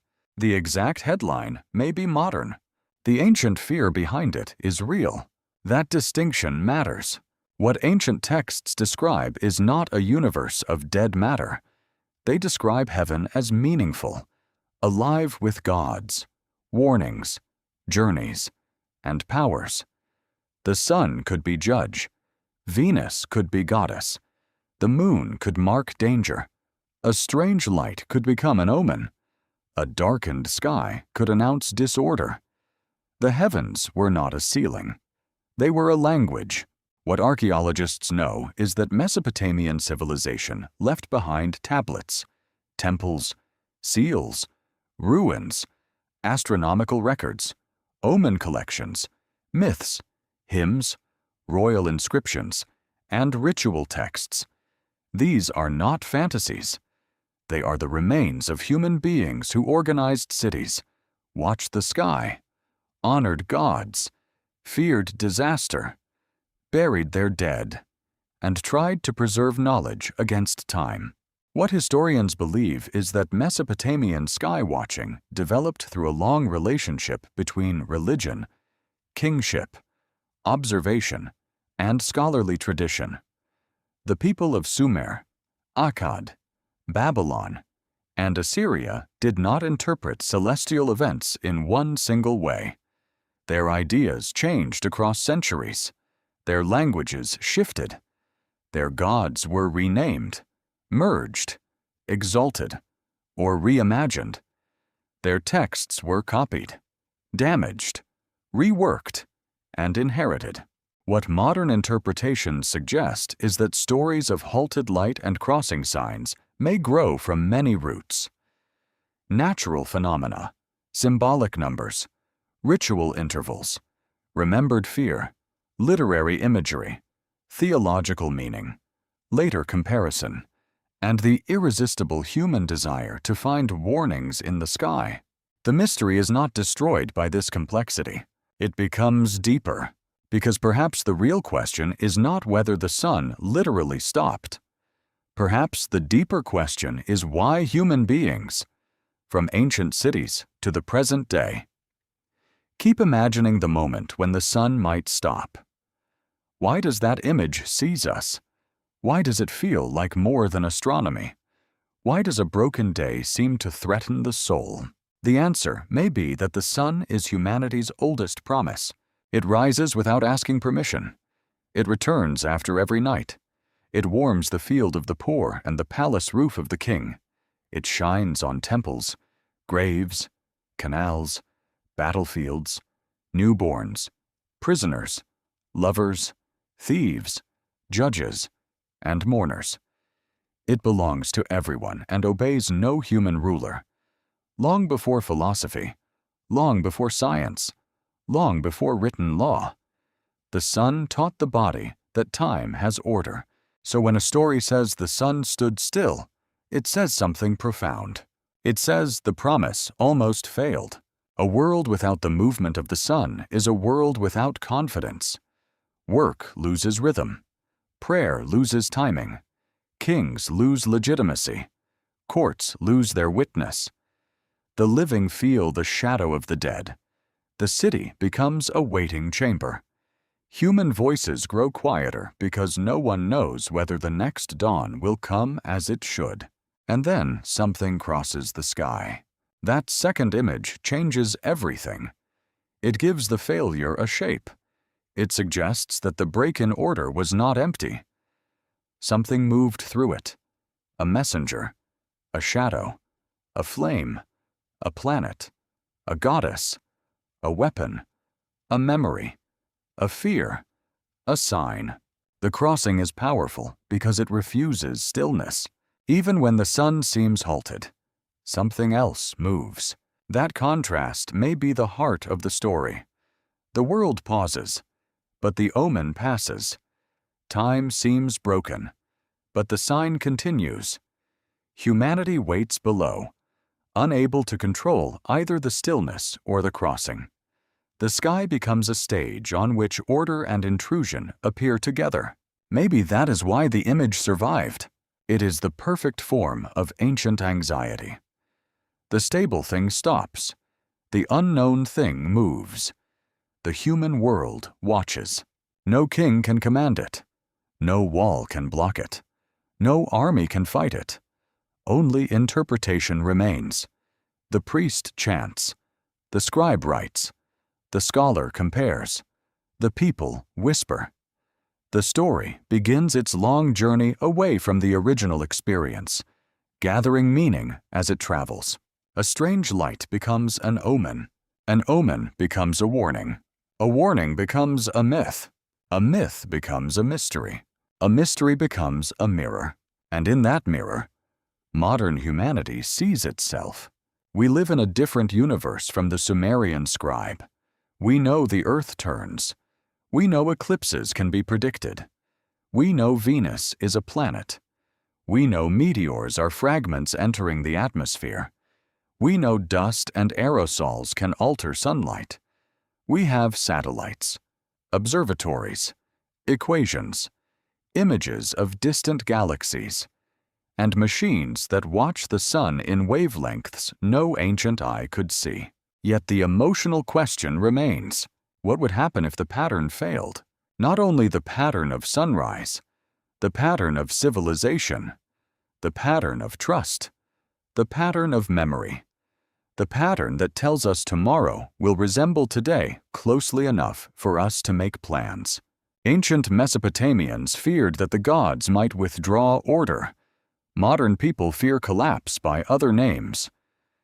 Climate, war, impact, eruption, technology, disease, silence from systems we depend on.